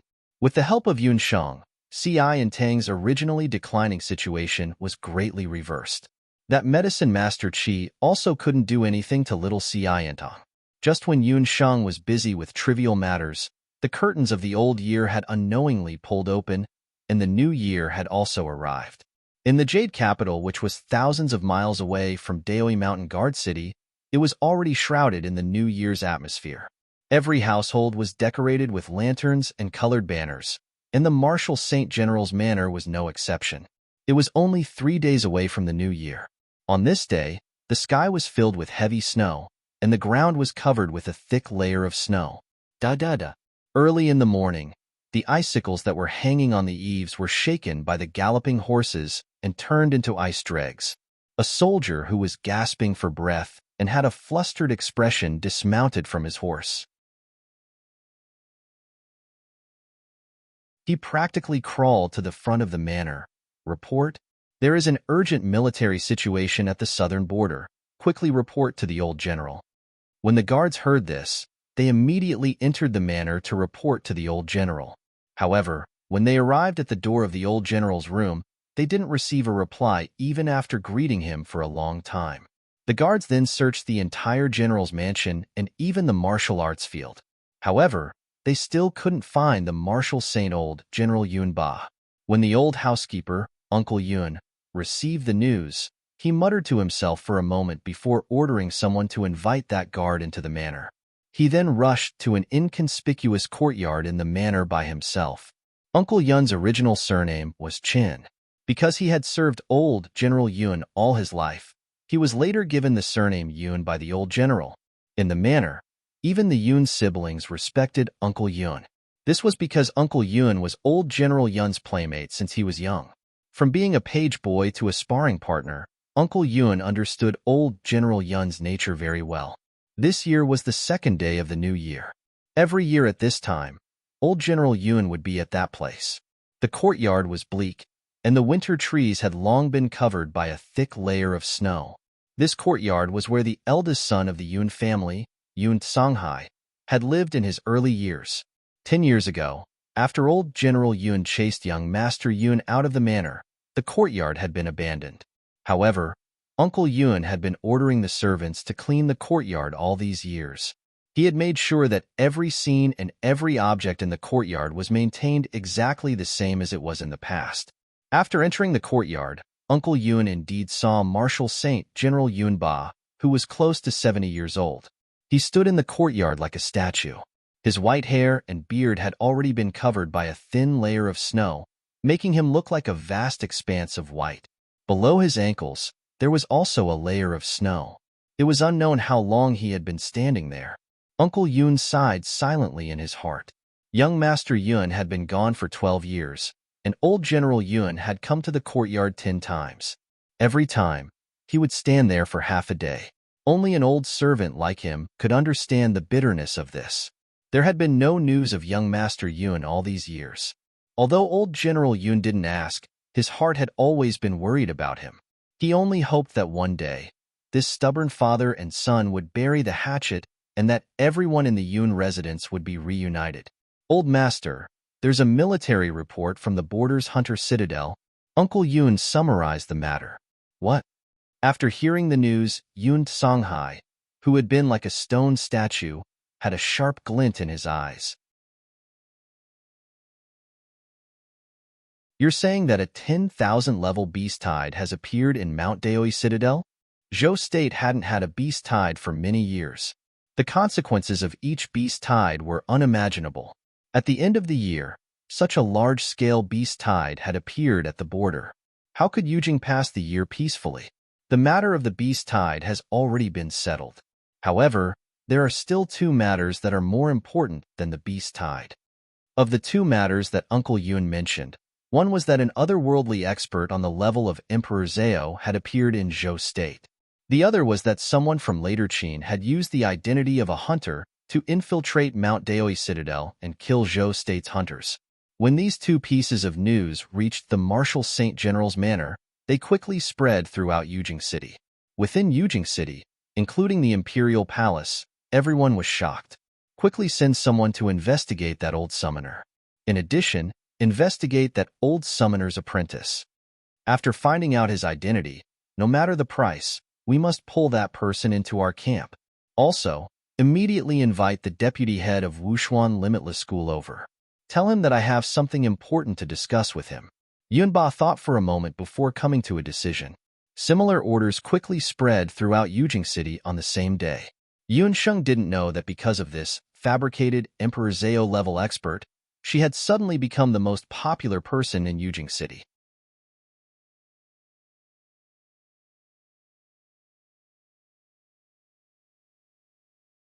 Chapter 180.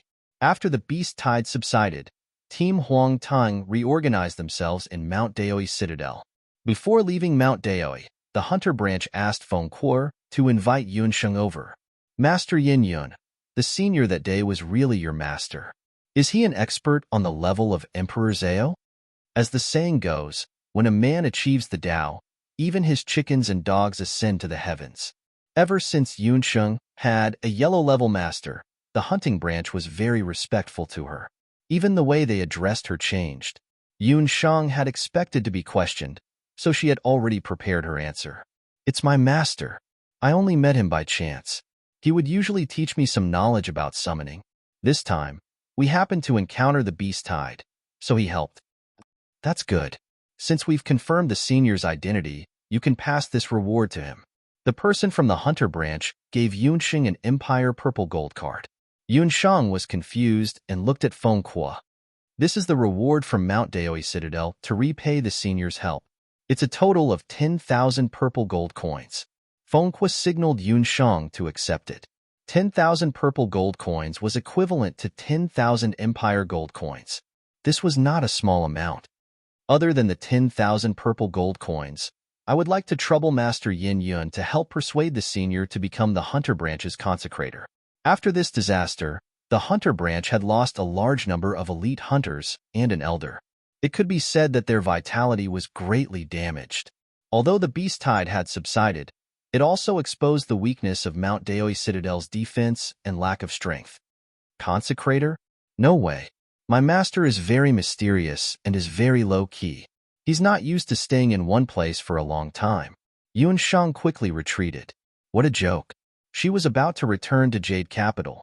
How could she have the time to be the consecrator of Mount Daoi Citadel?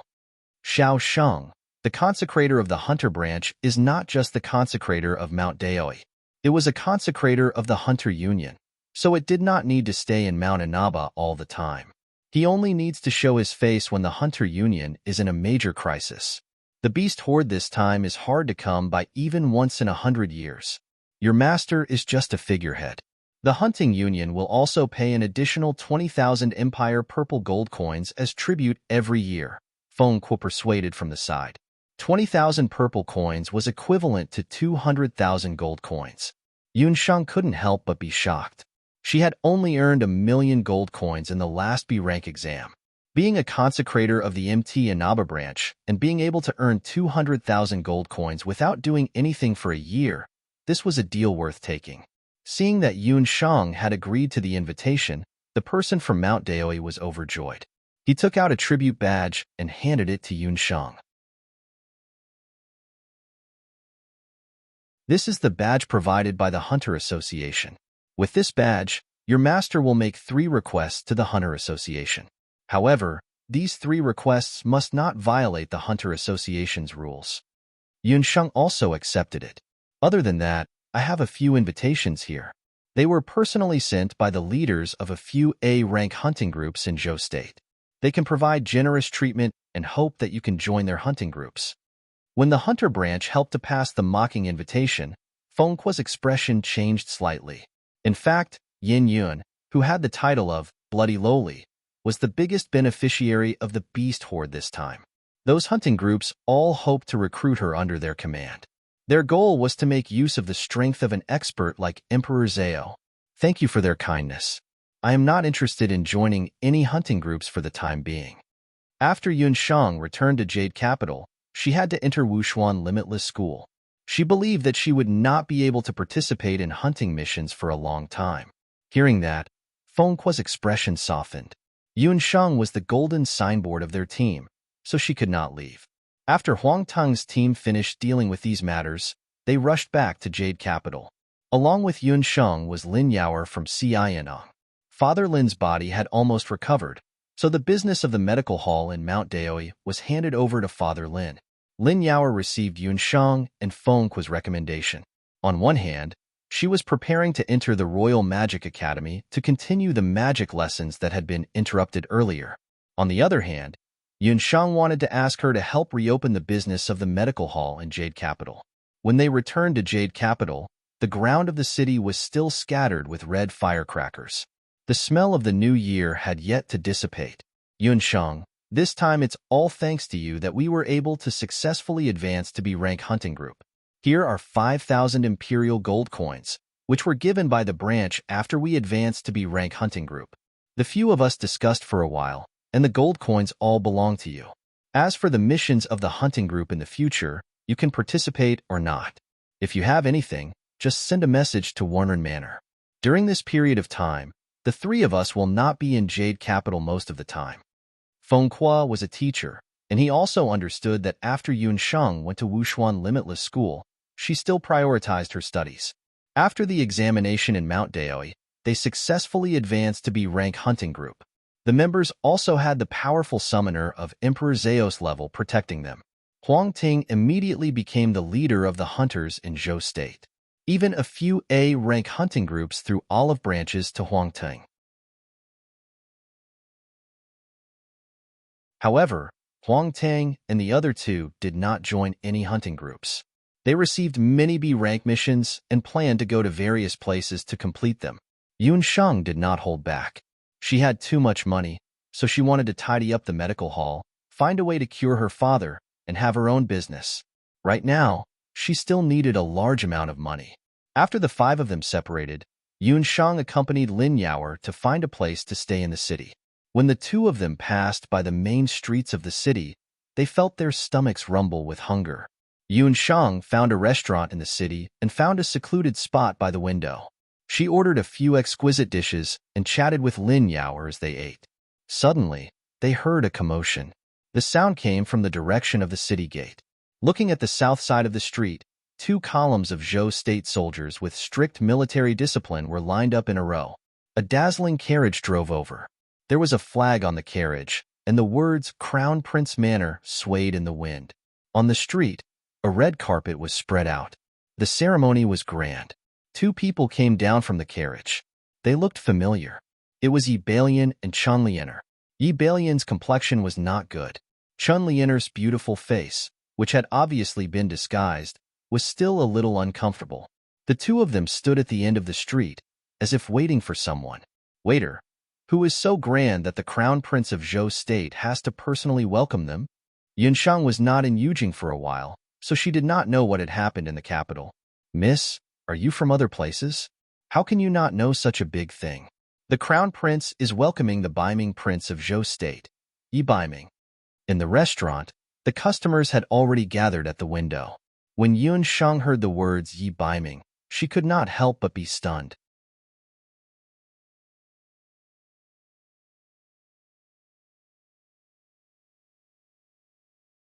Chapter 181. This world was truly small. Yunsheng was stunned. She didn't expect to meet Yi Biming again under such circumstances. More than a year had passed since they parted at Banana Leaf Village, and she didn't know how Night Fox was doing. His eyes should have recovered, right? Zhou State's crown prince, Yi Balian, was still waiting on the long street below the restaurant. This long street led straight to Zhou State's imperial palace, and it was the only way to get there. Yun Shang's feelings toward Yi Biming were complicated. After she obtained half of his magic soul, she ran away without a trace. Logically speaking, after the cornea surgery, she still needed to observe Yi Biming's condition for a while, but the situation back then was urgent, and Yun Shang couldn't stay in Banana Leaf Village to wait for him to wake up. Yun Shang still remembered Yi Biming's words before he fainted. This fellow was a petty person back then, and he was also extremely cunning and black-bellied. If he knew that she was also in Jade Capital, who knew how he would take revenge on her? Seeing that Yun Shang's expression was a little off, Lin Yaoer waved her hand in front of Yun Shang's face. "What are you thinking about?" Yun Shang smiled embarrassedly and gave the waiter a silver coin. She asked with a gossipy expression, "Little brother, we are indeed outsiders, and it's so lively down there. Who is North Underworld King?" 1 silver coin was equivalent to half a month's income for the waiter. After receiving the silver coin, the waiter immediately spilled the beans. He was just short of rummaging through the 18 generations of North Underworld King's ancestors. North Underworld King Yi Biming was the second son of Zhou State's emperor. Although he wasn't old, his life was full of ups and downs, and it was very exciting. He was born noble, but he was also extremely pitiful. Before he was even born, he was already conferred the title of Crown Prince. Who knew that he was born blind? When he was young, his birth mother was involved in a palace coup. After Yi Biming was deposed, he stayed in the cold palace for several years in the name of recuperating. It was only a year ago that he left the cold palace. When the waiter reached an exciting part, he paused for a moment. Lin Yaoer, who was listening excitedly, urged him to continue. She even poured a cup of tea for him to soothe his throat. The cold palace? What kind of place is that? It's a place that eats people whole without spitting out their bones. Think about it. He was blind, and his Empress mother was dead. There was no one else in the court to protect him. Everyone thought that Dark North Prince was dead for sure. The waiter was so excited that he looked like a storyteller. But Dark North Prince survived. A year ago, he miraculously regained his sight. He appeared in the court and asked for permission to hunt down the blood cloud beasts. Everyone in the country knew about the blood cloud beasts. In recent years, the blood cloud beasts frequently appeared in various places. The Dharma Temple, the Hunters' Union, and the armies of various countries all sent people to hunt them down. But only those who had experienced the blood cloud beasts knew how powerful they were. Yun Shang knew that Yi Biming was strong, but she didn't expect Yi Biming to be strong enough to hunt down the blood cloud beasts alone. In the past year, Dark North Prince killed dozens of blood cloud beasts without relying on a single soldier. Zhou State's emperor was very happy. A year ago, he personally conferred the title of Dark North Prince, Yi Biming, as Dark North Prince. A year ago, a blood cloud beast was discovered in the east of Zhou State. The Night Prince brought 2 of his friends and successfully defeated the evil blood cloud beast. Today, he returned with the blood cloud beast. His Highness the Crown Prince was ordered to come and welcome him. The waiter glanced at the street. In that case, the Crown Prince should come and welcome him. But what's up with the person beside him? Lin Yaoer also noticed Chen Lian, standing beside the Crown Prince. It was Lin Yaoer's first time in Yujing, so she didn't know who Chen Lian was. But looking at her clothes, she didn't look like an ordinary concubine. She was well-dressed and had a noble aura. She must be a woman of status. Hee, that's the Zhou State's Crown Prince consort. I heard that she and Dark North Prince were childhood sweethearts.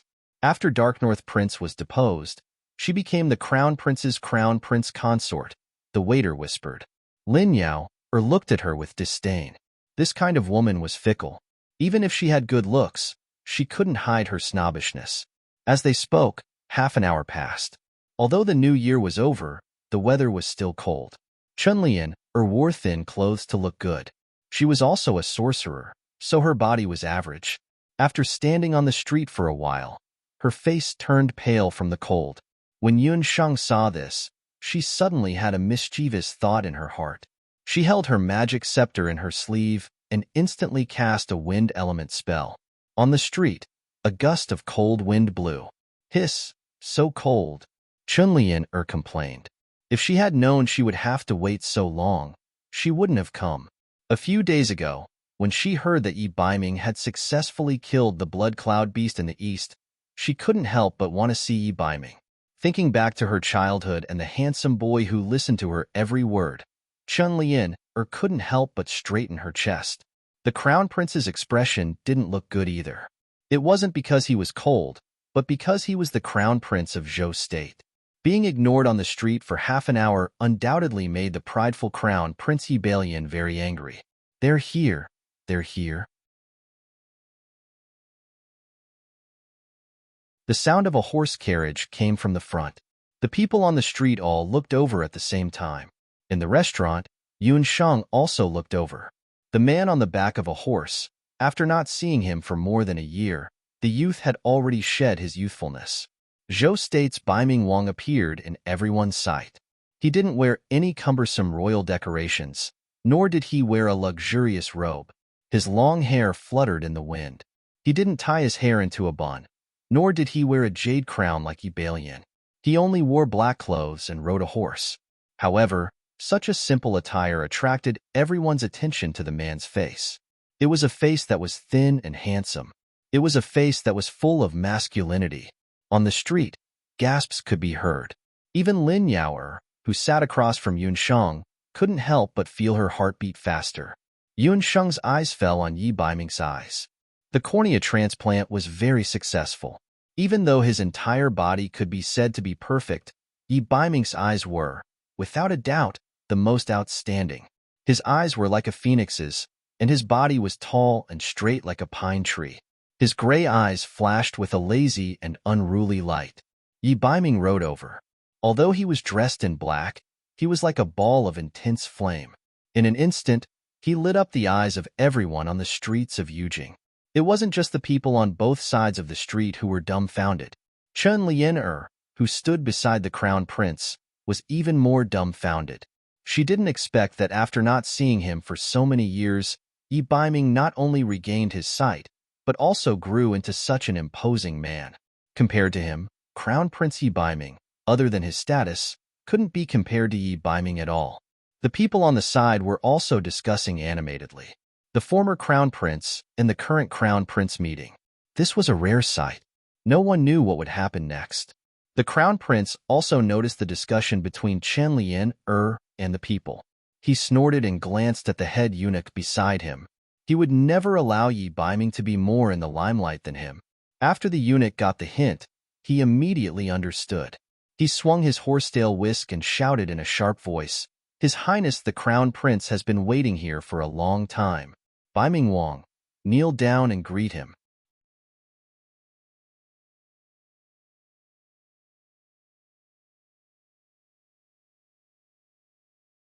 Chapter 182. Yi Baiming was a prince, while Yi Bailian was the crown prince. The difference in status between the two was obvious with the eunuch's shout. Chunlian's infatuated mind instantly sobered up. It didn't matter if he had good looks or was peerlessly handsome. When Yi Bailian became the emperor, Yi Baiming would at most be a subject. If the emperor wanted the subject to die, the subject had no choice but to die. This was a principle that would never change. Yi Baiming did not have a mother or any other power to support him. At most, he would only be a prince. Yi Bailian put on an arrogant expression and waited for Yi Baiming to come forward to greet him. Yi Baiming rode on his horse. Light flashed in his gray eyes, but his lips curled into a mocking smile. "Royal brother, please forgive me. I accidentally injured my knee in the battle with the blood cloud beast. I won't be dismounting to greet you." After saying that, he did not forget to lift up his robe to reveal his long legs. On his left knee, there was indeed a thick layer of bandage, and one could faintly see the color of blood. In the restaurant, Yunsheng's mouth twitched. She could imagine Crown Prince Yi Bailian's expression at this moment. A fox was a fox. No matter where it was, it would be a fox in front of anyone. A sinister light flashed across Yi Balian's eyes. Under his gorgeous robe, his hands were trembling in anger. Since he was already injured, it was not good to force him to dismount and greet him. If he forced him to do so, it would give him an excuse. He could only put on a smile and said, "Since Imperial Brother is injured, why didn't you say so earlier? It's so cold right now. You should quickly go back and rest. As for the matter of transporting the blood cloud beast into the palace, leave it to me. Why aren't you all moving aside?" With that, the crown prince impatiently walked towards the beast carriage behind Yi Biming. Legend had it that the soul stone in the blood cloud beast was very special. Yi Balian had long wanted to send him to the palace and then beg the emperor of Zhou state to give him the soul stone. Seeing how shameless Yi Balian was, Cheng Bai and Bu Jiuxiao, who were accompanying the beast carriage, looked at each other and retreated to the side. The carriage was covered with a thick layer of waterproof tarpaulin. When Crown Prince Yi Balian saw this, he walked forward impatiently and lifted the cloth. However, just as he lifted the tarpaulin, the beast carriage shook violently. Roar! A loud roar came from the beast carriage. A violent earth bear's paw slapped towards Crown Prince Yi Balian's face. Yi Balian didn't expect the blood cloud beast to still be alive. Caught off guard, he took a few steps back in fright. He lost his balance and sat on the ground. Although the crown prince dodged, his face was still hit by the wind from the bear's paw, leaving him with 5 claw marks. Yi Biming, what are you trying to do?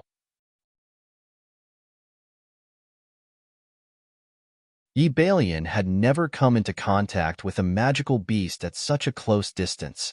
He was scared out of his wits. He looked at Qinlianer and saw that her face had changed slightly.